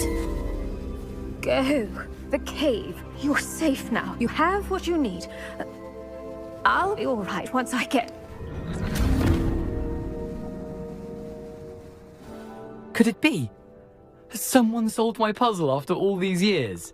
Well done indeed. Richard Jackdaw, at your service. The Richard Jackdaw? I heard you disappeared years ago. You have some explaining to do. I do? That was my puzzle you solved. What are you doing here? A retired Aura, Helen Thistlewood, told me about a map you stole from Peeves, and then Anne told me about a cave. You saw Anne? Broke my heart. I had to go on without her. Probably best for her in the end. Dare I ask? How is she? She was imprisoned in Azkaban for your murder. I fear the Dementors have taken an irreversible toll on her. What? Azkaban? Oh, poor Anne. I had no idea. I thought she'd written me off. I've been traveling the world for years to mend my broken heart. I came back here only recently. On a whim. I must speak to the Aura you mentioned and see how I can help Anne. I'm glad to hear it. Before you go, would I still be able to find the pages with the map Helen mentioned? I'm almost certain I dropped them in the cave the moment I was beheaded. They're bound to be mouldering away with the rest of me. Tell you what, meet me at the edge of the Forbidden Forest, and I'll show you precisely where to find them. Thank you. I need to find those pages, to help a friend. I shall see you there.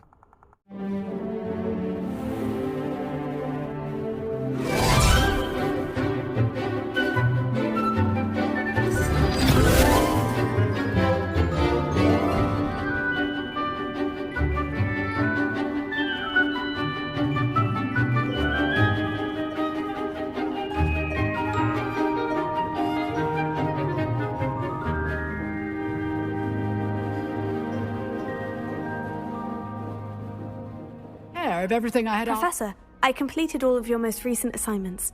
Well done. Then you're ready to learn Expelliarmus. Pay close attention. The disarming charm may often be all you need to defeat the most powerful dark witches and wizards you might encounter. Spellcasting requires a focused mind and a steady wand.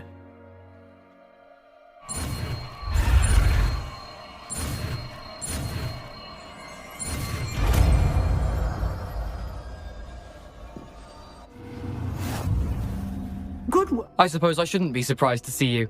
It would take the patience of a Hufflepuff to track down these pages. Well said. Now where do we go from here? Follow me. I shall lead you as far as I can, but I fear I may remain a tad reluctant to revisit the scene of my demise. Keep your eyes open for a bird bath. When you find it, say Intramuros. I think it's Latin. Or Greek. As you can imagine, I never paid much attention in school. Shall we?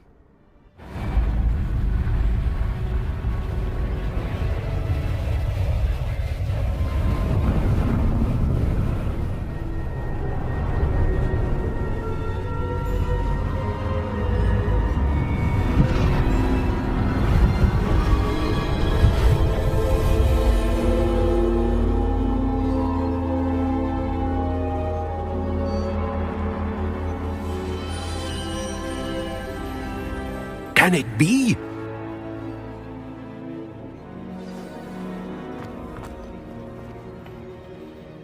It's you. Has someone finally found our map chamber? I recognize you from the Pensives.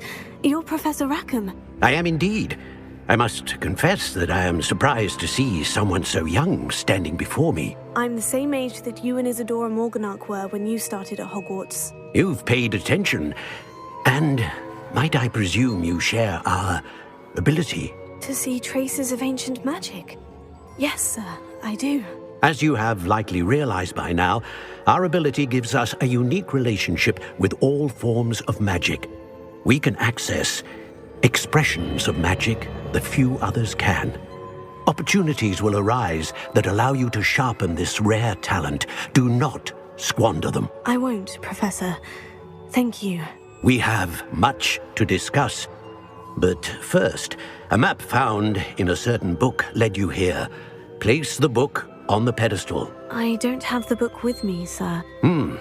That is unfortunate. I'm afraid we must pause our conversation until you return with the book.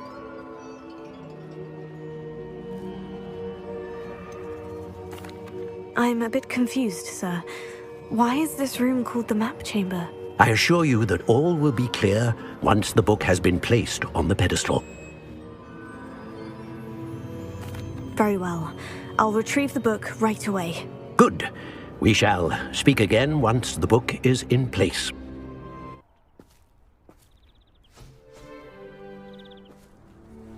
Mr. Clopton, your attention, please. Sorry, Madam Kagawa. Everyone, please welcome a new student to our flying class. Welcome. Hello. The goal of today is to remind all of you how to maneuver on a broomstick safely, as broom flight is, first and foremost, a means of transportation. This, I fear, some of you have forgotten. Diving, rolling, and loop-the-loops will not be taught or in fact tolerated in this class. We'll leave that to professional Quidditch players, like the Toyohashi Tengu. Not a fan, I take it? Now, let's see how well everyone kept up with their practice over the summer holidays. For those who need a refresher, step up to your broom, say up firmly and clearly, then kick your leg over and rest your weight on the seat. Up! Thank you. Now, your turn. Up! Up! Up, you stupid ratty school broom! Up!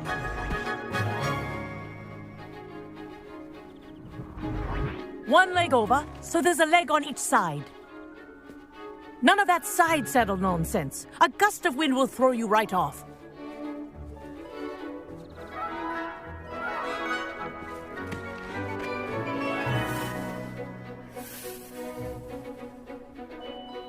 And if you hear my whistle while you're in flight, ground yourself at once.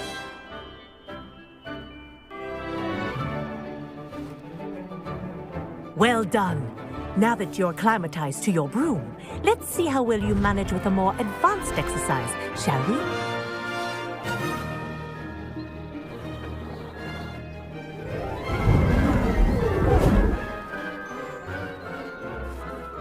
I say, I watched you fly through those rings. You seem to handle yourself on that dusty school broom well enough.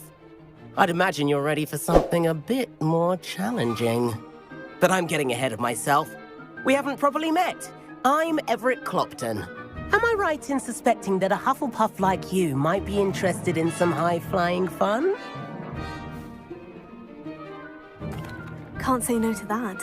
What did you have in mind? A bit of a detour, so to speak. Follow me.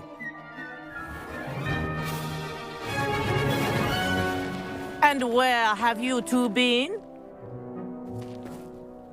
Oh, hello, Professor. We were trying to get a bit of extra practice in. Hefty points will be taken from each of you for not following my instructions.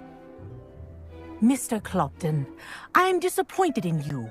You're in this class because you're still not showing yourself, or frankly, your broom, the proper respect. But, Professor... Enough! Class is finished for the day. As for you, you do well to use better judgment in the future. Chin up.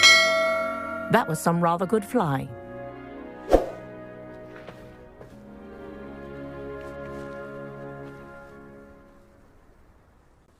Sorry about that business with Kagawa, but you have to admit, those views were worth it.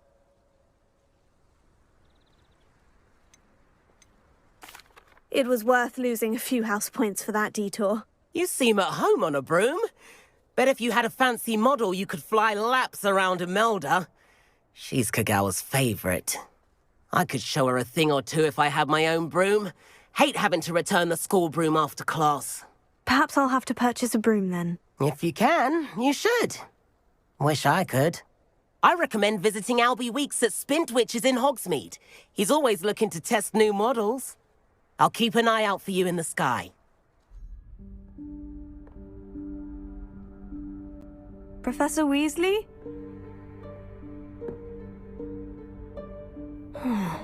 Somewhere away from prying eyes.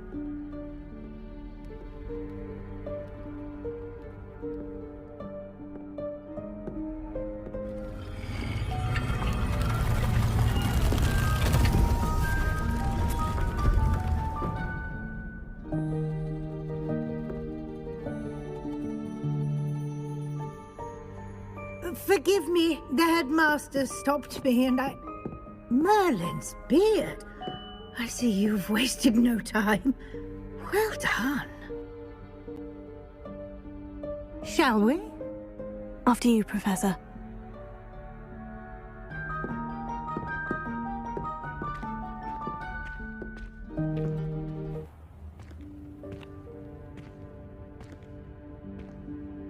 What is this place?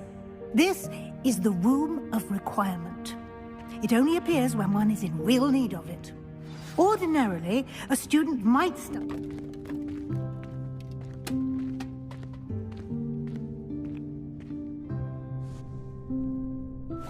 Yikes! Careful! Huh? Oh, there you are. Wait right there. Deke will come to you. Hello. Ah, Deke, we've been looking for you. Apologies, Professor Weasley. Deke was looking through some of what's appeared in the room since Deke was last here. Is this the student? Indeed it is. Deke is honored to meet you. Deke has been a friend since I was a second year. We discovered this room together. I mentioned you to Deke. We believe that you might be able to benefit from this room like I did. Deke, would you be so kind? Of course, Professor Weasley. The Room of Requirement will always be equipped for the Seeker's needs. It's unplottable, so won't appear on any map. Most happen upon it by accident, if ever. Deke's seen students in need of an extra file for potions stumble upon the room filled with them. You seem to have accessed it in its form as the Room of Hidden Things. I was thinking about needing a place away from prying eyes. Brilliant. Oh, that explains it then. What I need specifically is a place where I can catch up on my schoolwork without distraction. Well then, the room can provide you with precisely that. Now, it's time to focus on what you need. Just close your eyes. Imagine the room precisely as you need it. The room will do the rest.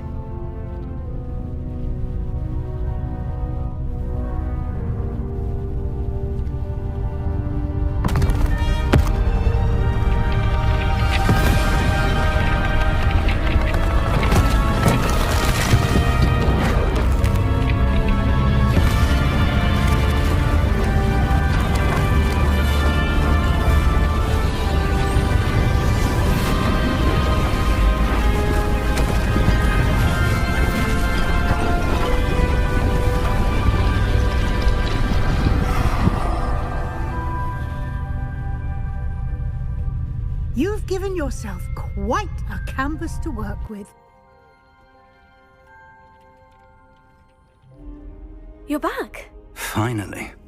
Minister Spavin talks more than he listens. Ranted on and on about rogue dragons. Wouldn't listen to a word about goblins.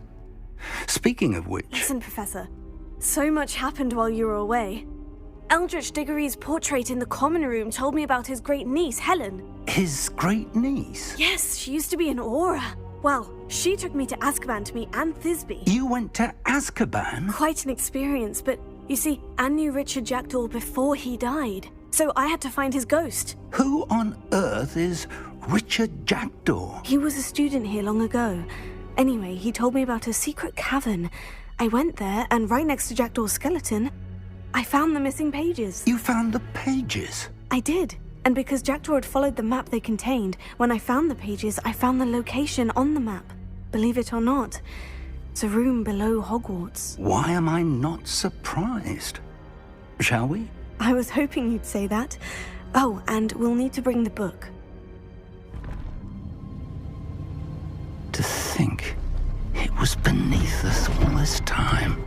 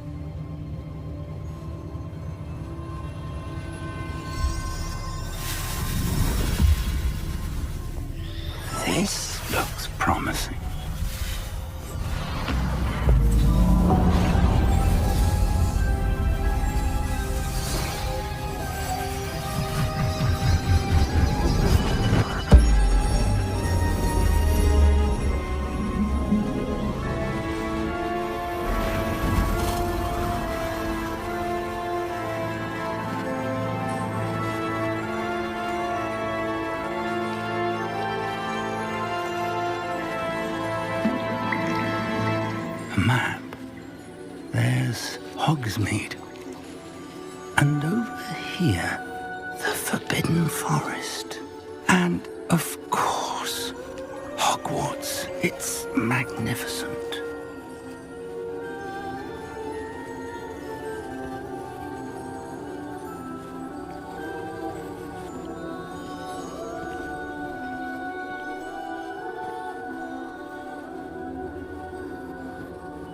If only you were here to see this.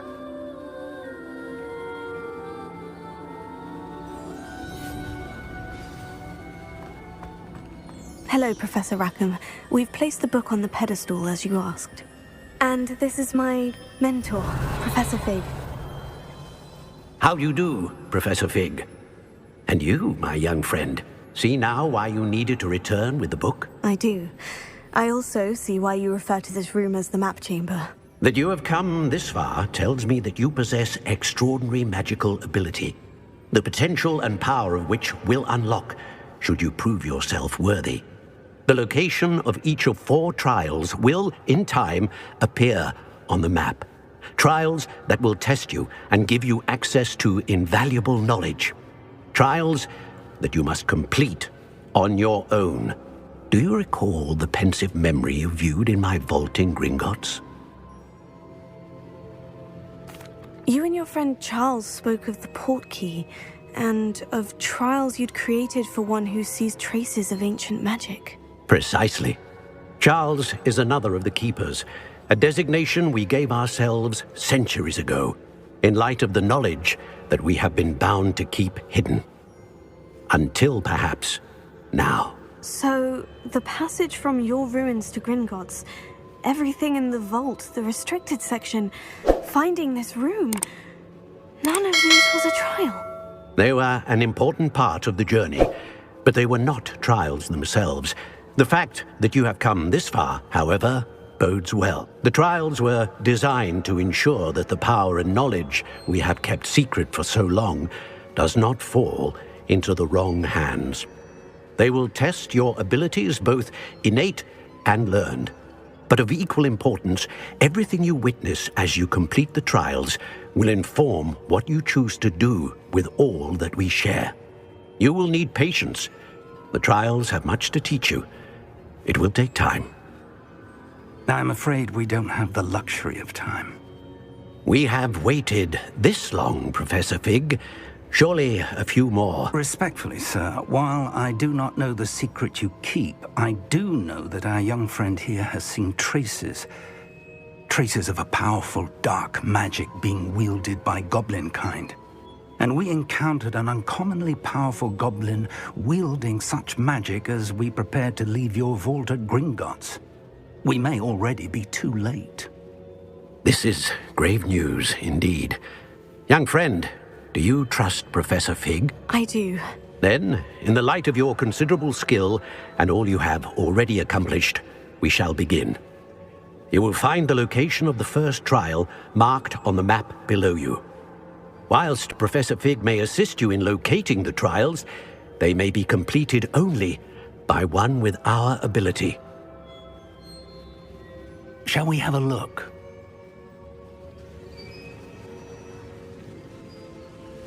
I know that tower. It's not far. You may have seen it yourself. It looks familiar. Perhaps your young friend is more well-traveled than you might think. As your mentor, the least I can do is go ahead to make sure it is safe. Join me as soon as you can. I'll find you at the tower as soon as I can. Until then, be careful. And do not tell anyone where you're going. We're not alone. We are not. Ranrock's loyalists. Around a dozen I can see, but could be more.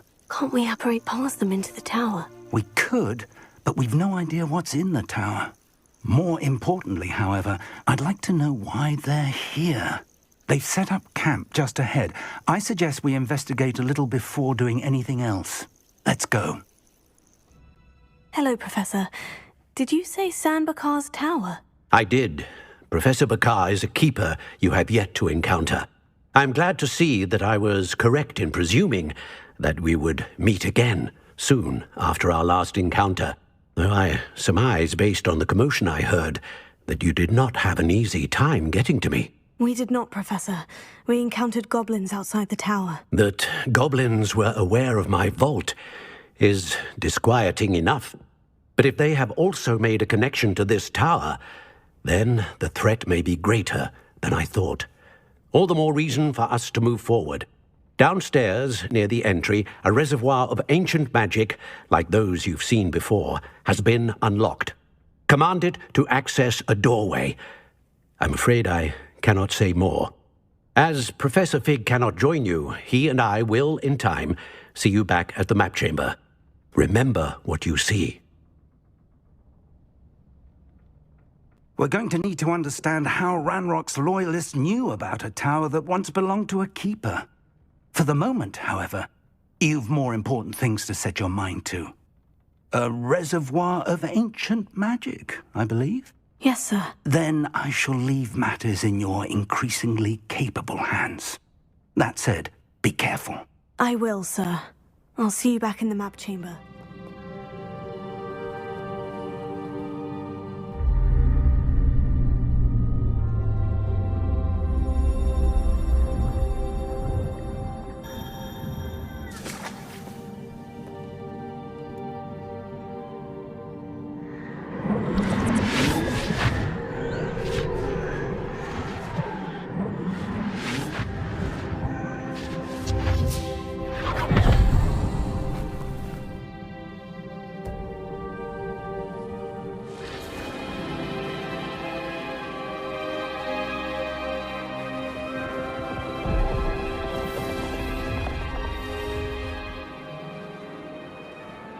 Your ability to transfigure the world around you is remarkable.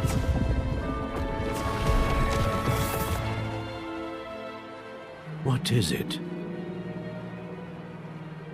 My father isn't getting better. I don't think he'll ever recover from the death of my brother. It is agonizing to see those we love suffer. The drought was years ago, but the pain of losing him is as deep for him now as if it had happened only yesterday. He doesn't need pretty pillars, he needs peace. What if I could help him, Professor? You do so much for your father already. It's not enough. I want to take away his pain. It is tempting, I know, to use this magic that you're mastering to transfigure more than the physical world. But human emotion is a potent force unto itself.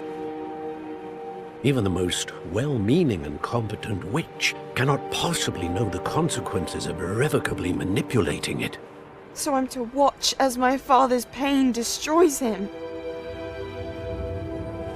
It is not your pain to take.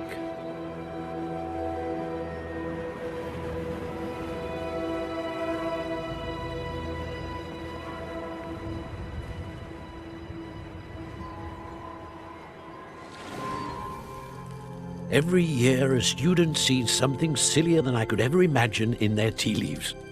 Oh, Miss Morganach, welcome back to Hogwarts, Professor. That's going to take some getting used to. Professor Rickwood? I was so pleased to hear that you'd accepted the position of Defense Against the Dark Arts, Professor. Sit, Isadora. Tell us about your travels. I was actually hoping that you and the others might join me at my home this evening. There's much I'd like to share with you. That would be delightful.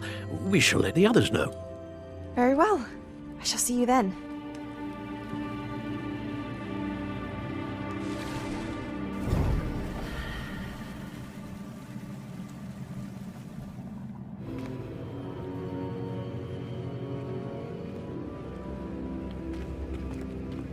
What have we here?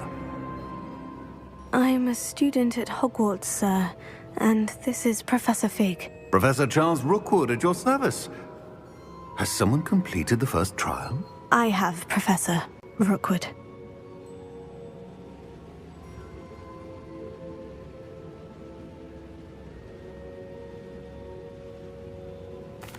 We saw you in the Pensive in Gringotts with Professor Rackham. Indeed. So, you found the portkey to access Professor Rackham's vault, and you deciphered the map within the locket you found floating above that Pensive. I did. I found something that I can't identify floating above the last Pensive. Ah, yes. You will find a similar artifact in each trial. You must take care to keep them safe.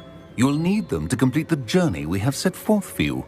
Once you have them all, we will tell you what to do with them. Very well. Are you able to tell me anything about the next trial?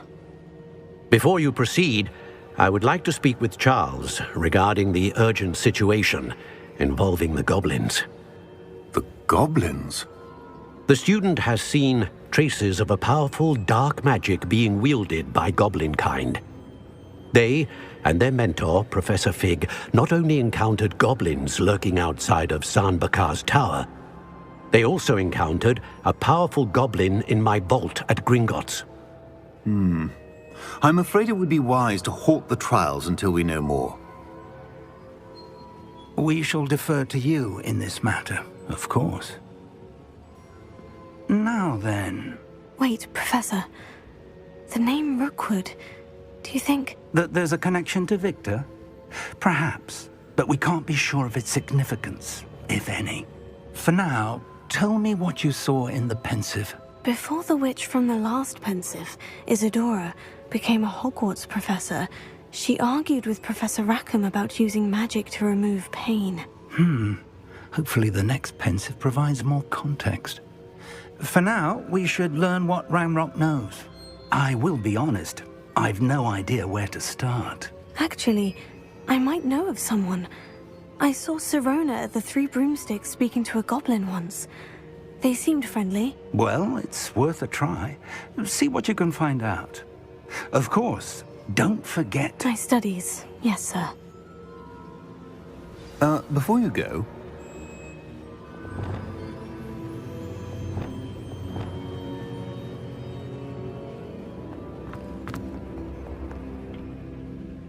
Professor? Have you encountered swirling traces of magic in the world? Aside from those along our path? Not that I recall. What are they? Evidence of the Keeper's efforts to manipulate the power of ancient magic during our time. If I am correct, and I usually am, you should be able to use them to inform and enhance your own magic. Thank you, sir. I will look out for them. Hello again, Mr. Moon. Oh, I was hoping to see you again, my young friend. Gladwin Moon, Hogwarts caretaker, at your service. First, please allow me to apologize if I seemed a bit, unsteady when we last met. I'm afraid I had a rather disconcerting encounter. Although I hear your visit to Hogsmeade was even more eventful than mine. I suppose you could call it eventful. I certainly wasn't expecting a troll attack. Oh, of course not. And from what I understand, the village was lucky you were there. In fact, my recent visit to Hogsmeade is the reason I was hoping to bump into you. I could use your help with something. Do you see that curious statue over there? Watch what happens when that light changes from day to night.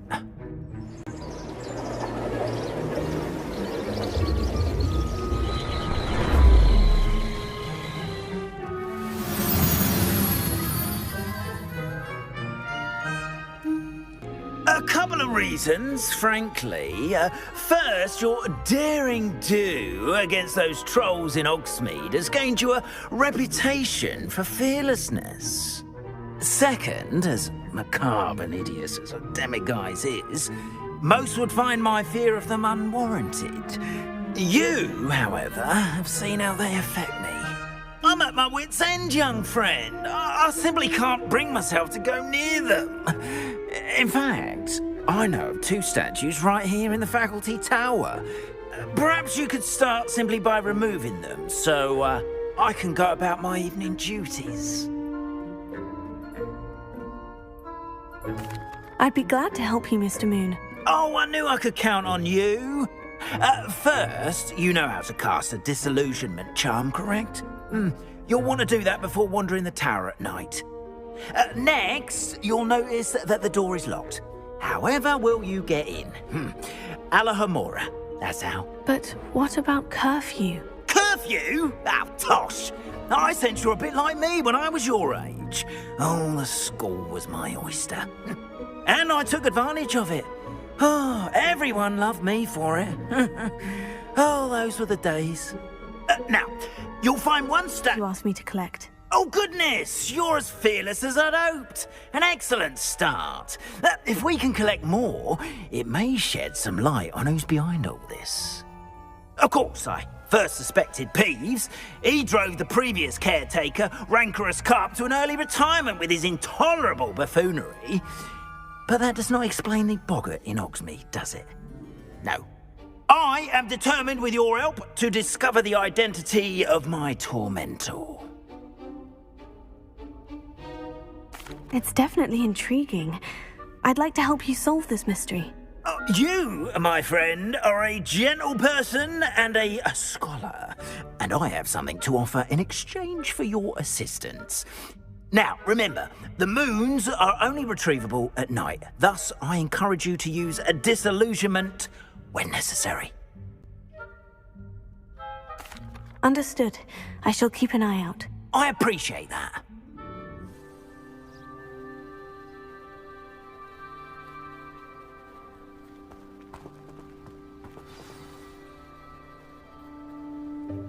Welcome, everyone.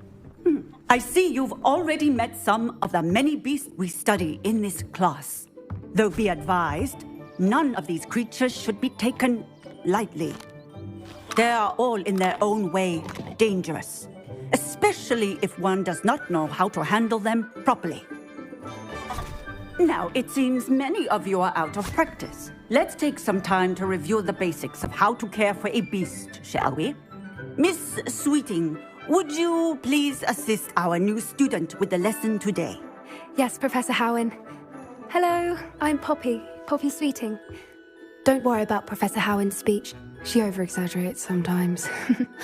All the beasts in class are perfectly safe. Oh! Miss Sweeting, pay attention, please. The tongue of a puffskein can be a slippery devil. Yes, Professor. Here. You can practice on Gerald. Just keep an eye out for his tongue. You can use my brush. Just be gentle. Oh, and thick. This way. The nasals are over here.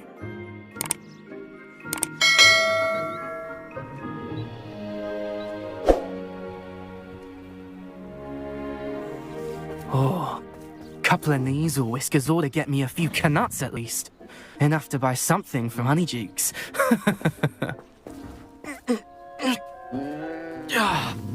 Stupid thing.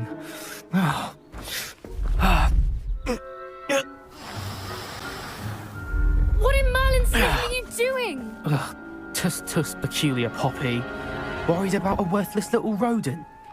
Her name is Persephone! Her name is Persephone! That's really not funny.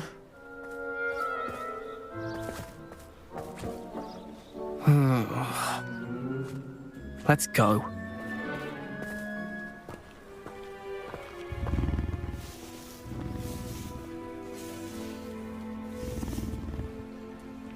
With me? I did.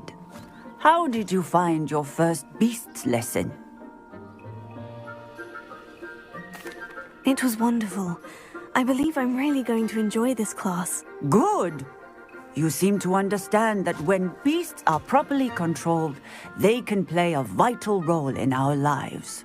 Some provide us with magically imbued materials, if cared for correctly, which does not include torturing them for whiskers. Well done, by the way. Probably best to let me handle it next time.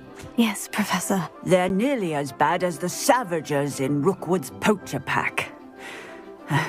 Sadly, we're the ones who suffer, stumbling over dead beasts.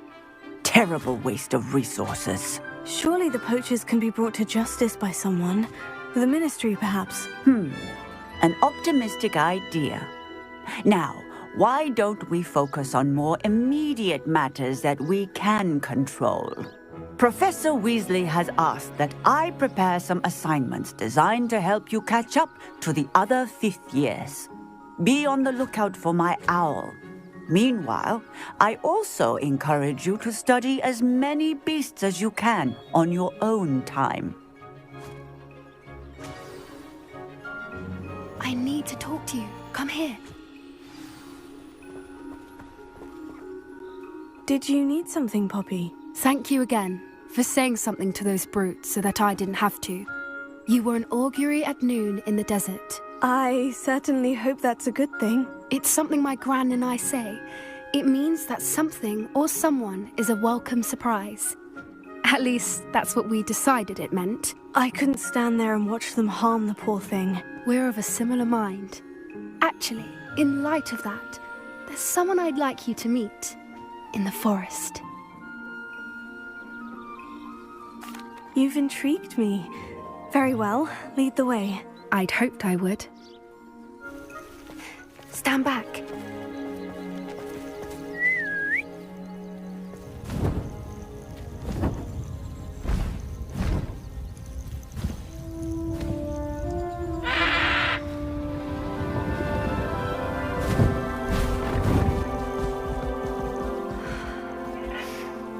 Please meet Highwing. Isn't she just magnificent? Go on, introduce yourself to her. But be careful. You must always show hippogriffs the proper courtesy before you approach them.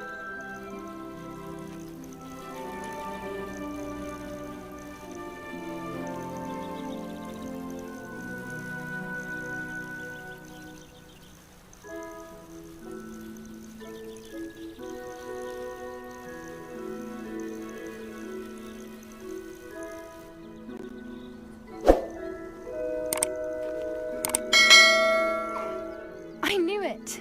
I don't think I've ever seen a hippogriff take to someone this quickly. You can feed and brush her if you'd like. I come and check on her every once in a while. Bring her pasties, tell her what's going on in the castle. You wouldn't know from looking at her, but she's a dreadful busybody.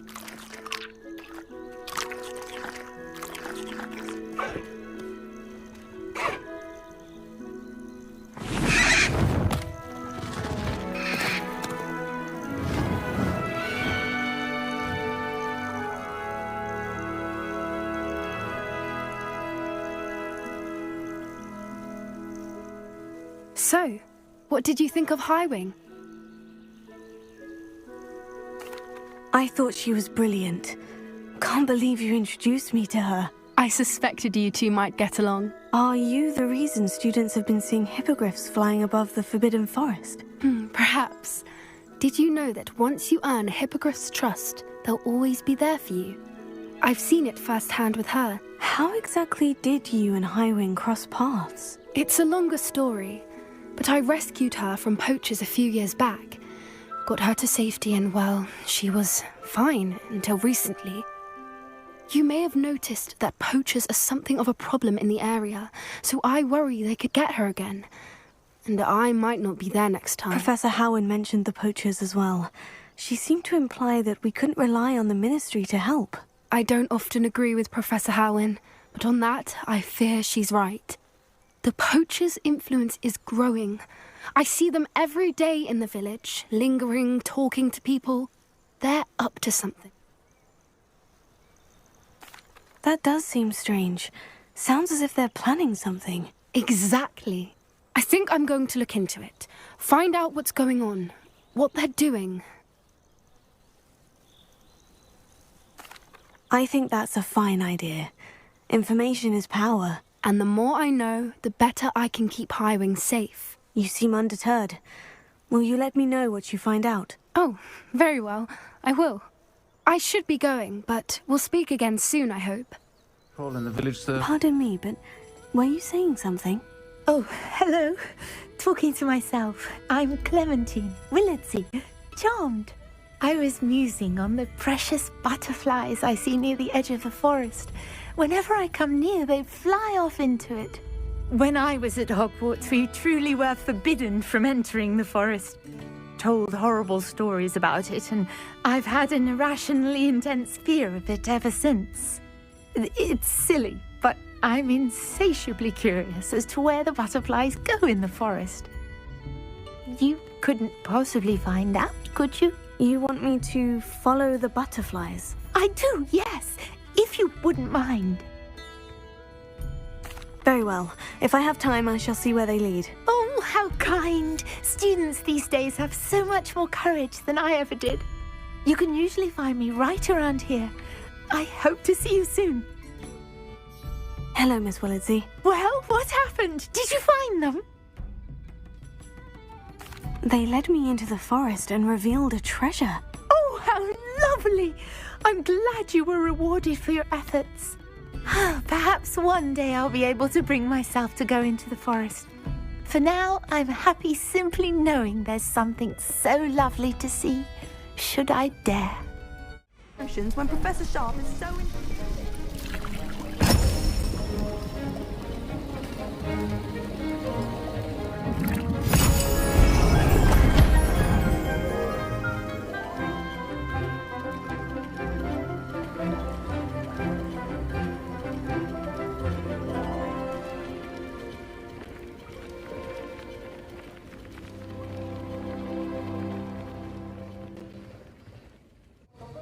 I completed your assignments, Professor. Good.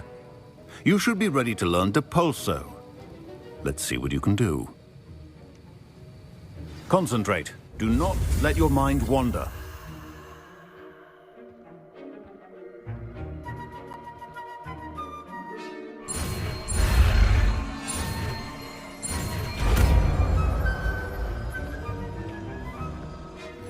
Hello, Miss Ryan. I wanted to thank you again for your help with Rookwood and Harlow the day of the troll attack. Sirona, please. And I was happy to help. Oh, those two are nothing but trouble. Glad you and your friend were here when they found you. I am too. You were speaking to a goblin here that day. Yes, Lodgok. He's a friend. It seemed as though you were on good terms with him. I've known him for years. We met when I was waiting tables here as a student, well before I bought the place.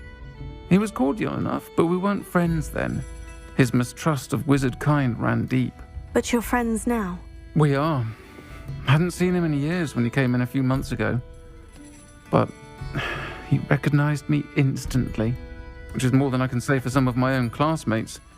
Took them a second to realize I was actually a witch, not a wizard. Not all goblins are like Ranrock and his loyalists. Lodgok is as worried as the rest of us about what's been going on. In that case, I'd like to talk with him. About Ranrock in particular. Where might I find him? I assume your interest is to do with the rumors I've heard about Ranrock working with our friend Rookwood. It is. If he's not here, you might find him doing business at the Hog's Head. He's a trusted metal trader. You should mention that we spoke. He can, understandably, be wary of witches and wizards. Even ones as young as you. That said, if you're looking for information on Ranrock to help rein him in, you'll find an ally in Lodgok. Thank you, Sirona. If you find Lodgok, please give him my best. Hello, Lodgok. Sirona said I might find you here. She did she? Did she send you with news? No, actually, I wanted to speak with you. It's about Ranrock. Now I remember. The 3 broomsticks. Day of the troll attack. You're the student he's after. I am, and I need to know what he and his loyalists are up to, so I can stay a step ahead. Let's say I did know. Why should I trust you? Sirona trusts me, and she said she thought our interests may be aligned. Well, if Sirona trusts you, very well. I may know of something that could help us both. A way to get Ranrock to confide his plans to me. I'm listening. Years ago, a heinous witch stole a sacred goblin relic. Rumor has it that it now rests in her sarcophagus, in a tomb accessible only by wizard kind. Ranrock and I had a falling out a while back. The relic could well repair the chasm between us. Very well. I'll retrieve the relic if you promise to share Ranrock's plans with me. We will have to trust each other. I, that you will not abscond with the relic, and you, that I'll share what I learn. Gather whatever supplies you may need, and meet me near the witch's tomb. I wish you luck retrieving the helmet. As a wand carrier, you should have an advantage. Now, before you set off, do you have any questions? It all seems clear to me now that we're here. I do hope our alliance proves fruitful. Again, I wish you luck. Lodgok, the sarcophagus has been raided. I found no helmet, only a dead Ashwinder. Damn! They got here first! We need to get it before Rookwood uses it to further ingratiate himself to Ranrock. I saw one of their campsites not far from here, but I fear you must go in alone. My fighting days are behind me. I'll head there now. Good. There's no time to lose. Get to that helmet before Rookwood does, or we will lose our chance at any leverage, no matter how small, with Ranrock. I retrieved the helmet from the Ashwinders. Well done! This is sure to impress Ranrock. The helmet shines even more brightly than I imagined. The etchings, the contour of the profile, remarkable. It looks stunning, Lodgok. I see why you wanted it back. You did the thieves a service by recovering it. I know many a goblin who would have killed for it. Ah, then I'm glad to be rid of it myself. Thank you. This should earn Ranrock's trust. I will take it to him immediately. It may distract him from his search. His search? It is merely an inkling. You have impressed me greatly, friend. I am glad that I trusted you. It could be so interesting.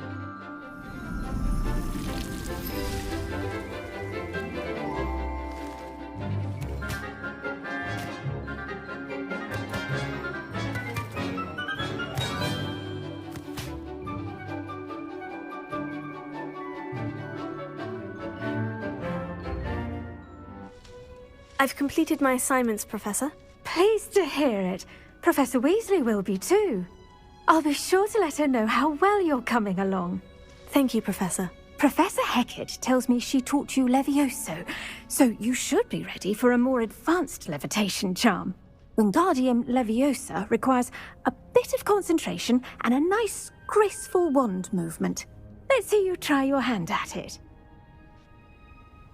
When executed correctly, you should be able to pick up boulders as though they were sprigs of sneezewort.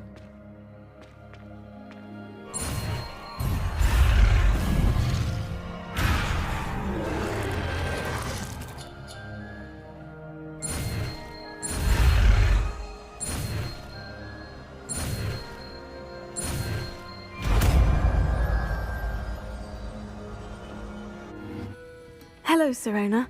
I received your owl. How are you? Hello, my friend. Did you ever find Lodgok? I did, thank you. We had a good conversation. He sends you his best. Glad to hear it. I shan't ask for details of your little chat, and I'll refrain from telling you to be careful yet again. But I hope you will be, whatever your plans. Of course. Your owl mentioned you're needing my help with something. I do. I thought you might be just the person to do a favour for my friend Dorothy Sprottle in Upper Hogsfield. I don't believe I've met Mrs. Sprottle. She's lovely. Her late husband Aidan was a friend of my father's. In fact, I'd stayed with Dot and Aidan the summers I waited tables here as a student. I've seen her a few times since Aidan passed, but the pub's been so busy lately, I've not been as attentive as I'd have liked. I wonder if you might pop in and see her. She may need some help collecting ingredients for her supply of Wiggenweld potion. And you could retrieve something of mine in the process. A box, full of old letters and such. I'll try to go and see her when I can. It would mean the world to me, and to Dorothy. Aidan was bringing the box of letters to me when he was taken ill. Dot can tell you where he might have dropped it. Laid a hand in his... Excuse me, did you say something about a Bardolph Beaumont? I did. I don't think we've met. I'm Dorothy Sprottle. I was just worrying about Claire Beaumont's brother Bardolph. Only he's gone missing. Rumor is he was seen in the forest practicing dark magic. Saw him myself near some ruins with Rookwood's lot I did. I fear he got himself into trouble with the Ashwinders, especially if he made them a promise he couldn't keep. I'd help search for him myself, but no one will risk encountering Ranrock's loyalists. They seem to be everywhere. I can certainly look out for him. Any help would be appreciated. You might speak to Claire first. Perhaps she has some insights that I don't. I can tell you that Bardolph was last seen in the forest wearing a particular woolen jumper, one that Claire knitted herself. I couldn't help but overhear. Did you mention Ranrock's loyalists? I did. Never imagined they'd act this deadly. I'm Claire Beaumont, by the way. Nice to meet you. Ranrock and his followers have set up camp here. No regard for our beloved hamlet or our livelihoods. Ruthless. My brother Bardolph dared to stand up to them and ended up in St. Mungo's. Simply at my wit's end. I am unfortunately quite familiar with Ranrock's loyalists. Perhaps I can do something. Much as I would love to be rid of them, I wouldn't want you to risk injury, or worse. Please be cautious. Hello, Madame Beaumont. Good news. I was able to clear out Ranrock's camps. You cleared them out? How? It was harrowing, and they dug in their heels, but I managed. When my brother returns, this news will mean the world to him. You saved our hamlet, my young friend. This will not be forgotten. I fear for other hamlets, truly. Ranrock and his lot are unlike any goblins I've ever seen. What do you have for sale? Enjoying the view? Keeping an eye on things. Feldcroft isn't what it used to be. No one has felt safe here since Ranrock's loyalists took a peculiar interest in that castle over there. Rookwood Castle. My uncle Solomon is a former Auror and refuses to look into it, even after Anne was cursed by one of them. Possibly with a wand, no less. I heard a goblin refer to wizard kind as wand carriers. Are goblins forbidden from carrying wands? Precisely. That's why I'm on the hunt for answers. If I'm to cure her, I need to understand what happened to her. Anne was always the most mischievous of the three of us. Which is saying something, knowing me and Ominous. I'm hoping a surprise visit from me and a new friend from Hogwarts will help lift her spirits.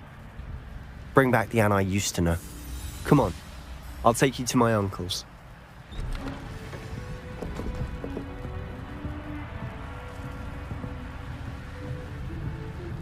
Aha! Sebastian, where did you...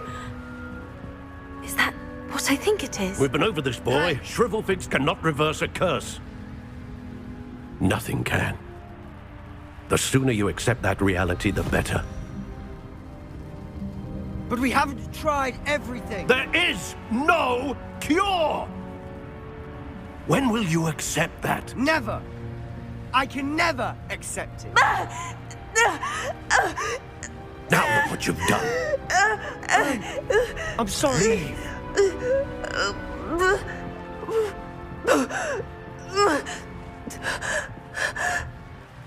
Are you all right, Anne? I didn't mean to intrude.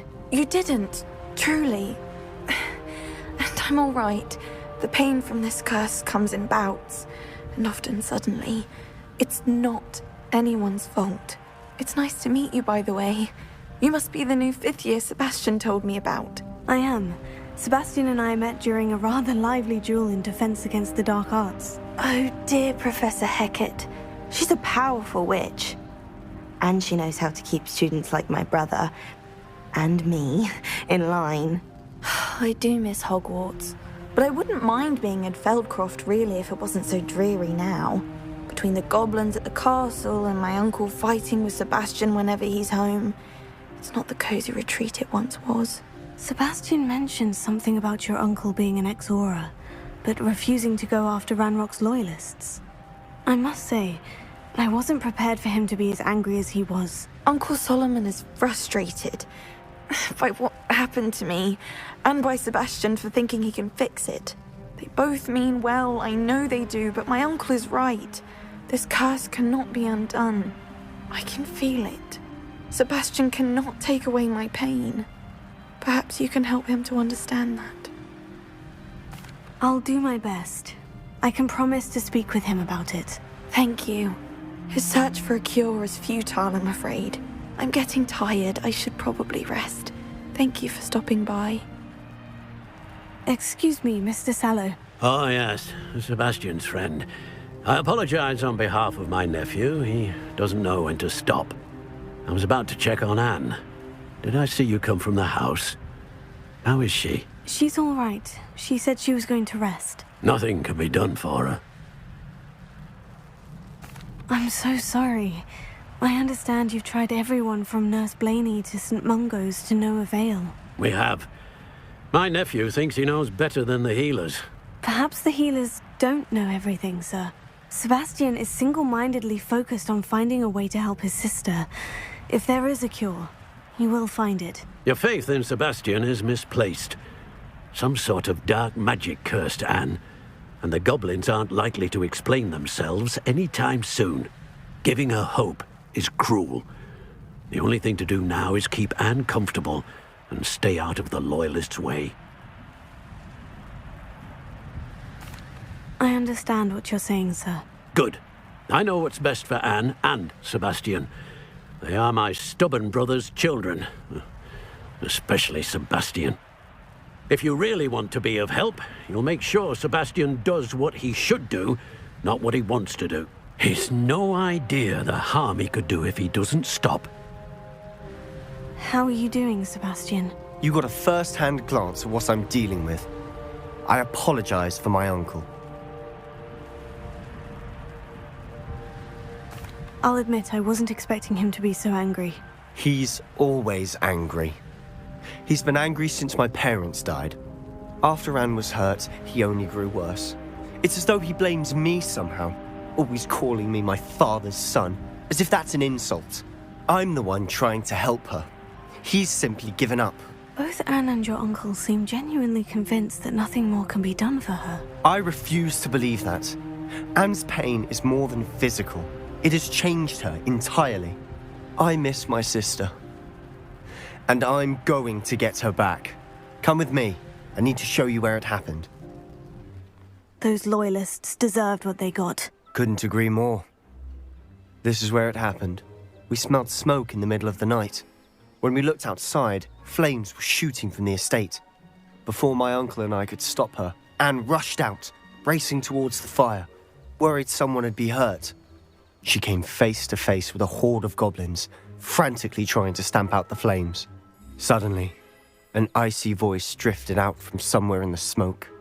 Children should be seen and not heard.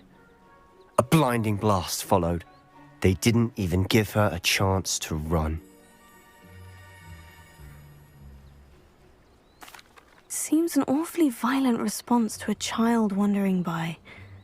What were they trying to hide? My thoughts exactly.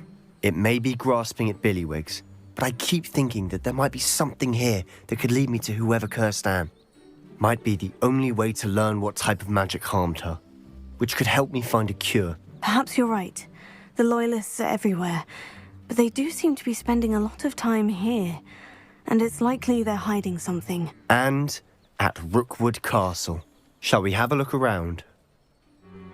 Sebastian, this house did belong to a Hogwarts professor, hundreds of years ago. Who? What do you... I found a pensive that day in the restricted section, with a memory that showed this house.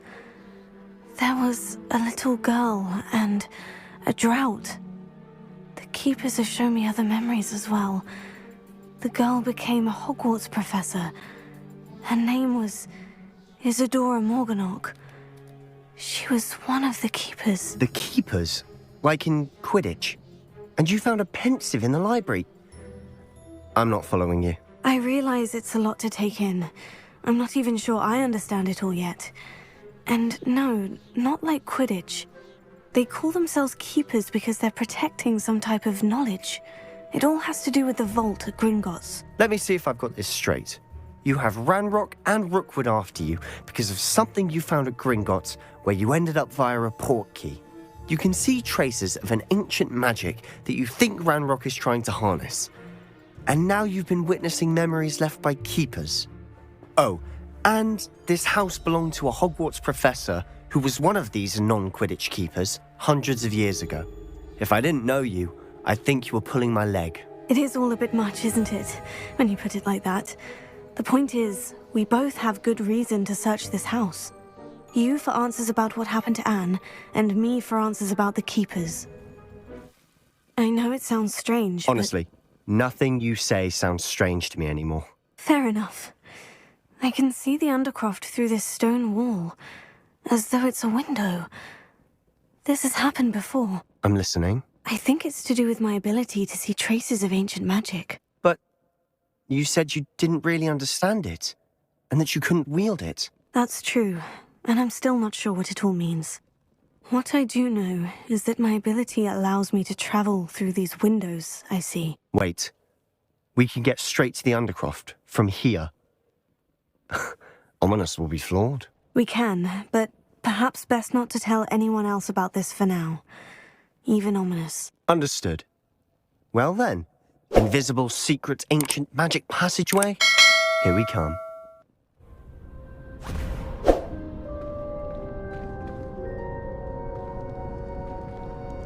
Why would the door lead us here? Sebastian, look.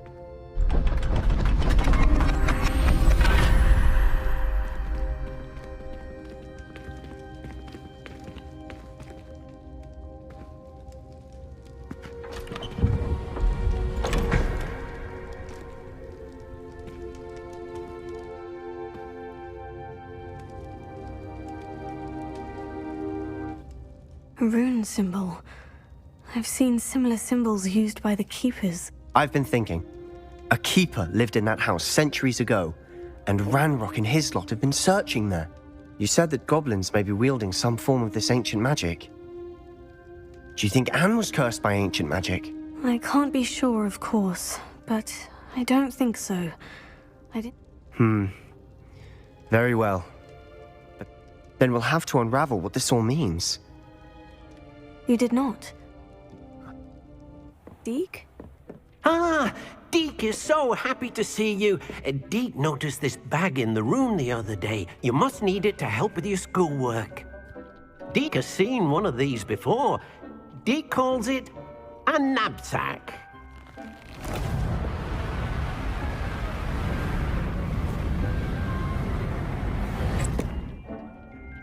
Perfect for gathering and transporting beasts. Pleasant little breeze. I have been thinking about something Professor Howin said in Beasts class, that I should study as many beasts as I can, on my own time. She also mentioned that poachers have been active in the area, so perhaps the beasts will be safer with us than out there on their own. Precisely what Deke was thinking. You see, the room knew exactly what you needed, and luckily, Deke can show you how to best use the knapsack and where.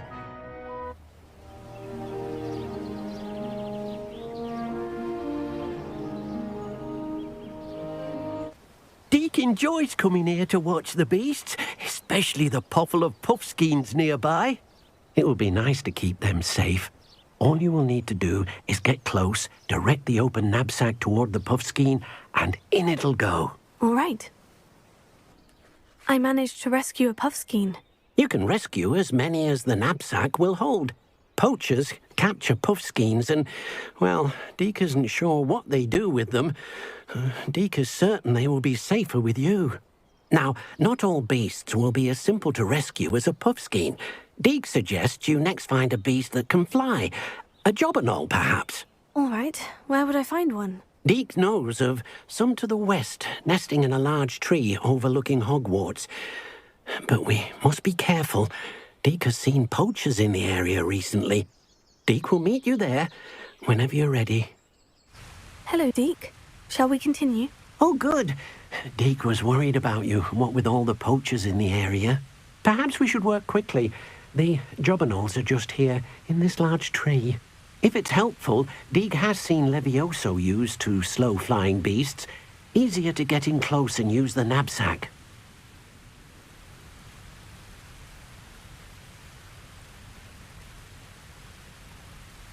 Then I shall go and rescue a Jobberknoll. Good luck. Deke will be waiting. I rescued a Jobberknoll. Deke hopes your Jobberknoll finds the knapsack nice and cozy. Poachers want them for their feathers, and are not kind when they gather them. Are there any other beasts nearby? Just one that Deke knows of, a herd of moon calves. They live in a clearing of trees up this footpath. Deke will see you there. Hello, Deke. Is this the clearing you mentioned? It is. Moon calves gather near the large tree with the spiral pattern in front, but only under the light of the moon.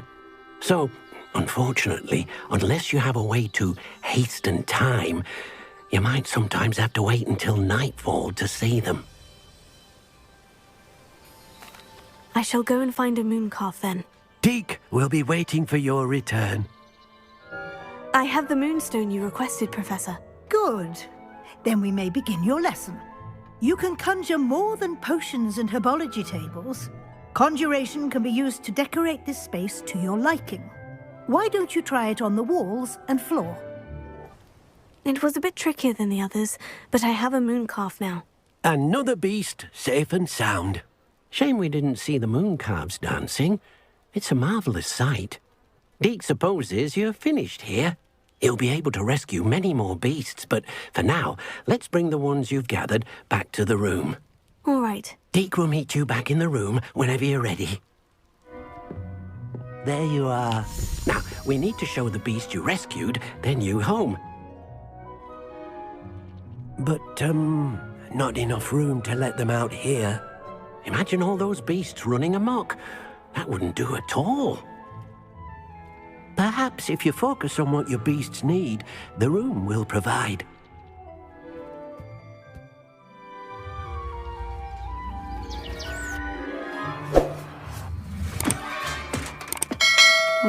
What exactly did you think of?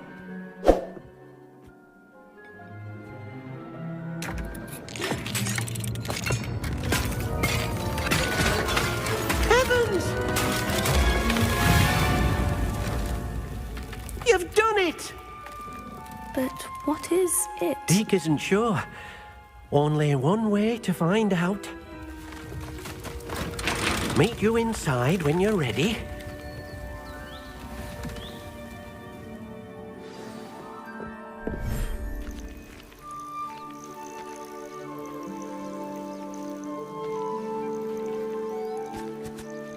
Look at this. It's amazing. Where are we, Deke? It seems to be a place for your beasts to live, a vivarium of some sort. Oh, your beasts will be quite comfortable here. They'll live healthy, safe lives. Perhaps you want to release them, let them see their new home. Oh.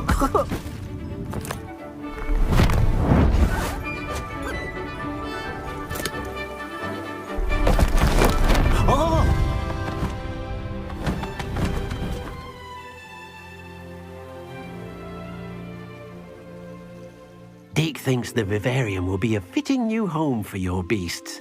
Indeed. I only hope we'll have enough space for all of them. Deke hopes so too.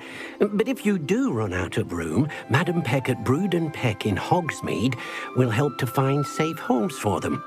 Any beasts the room can't hold? Yes, she's well known for helping to care for beasts in need, and she'll give you a fair price for them.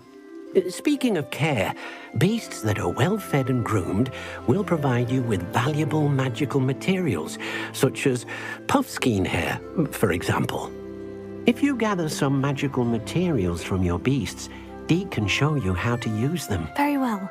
I shall let you know when I have some. I've collected some magical materials, Deke. Now Deke can show you how to use them.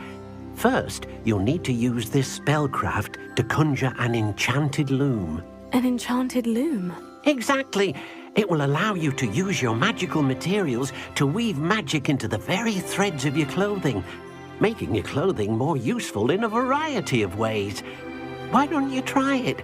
Deke thinks you'll be impressed with what the loom can do. I'll go and experiment with the loom now.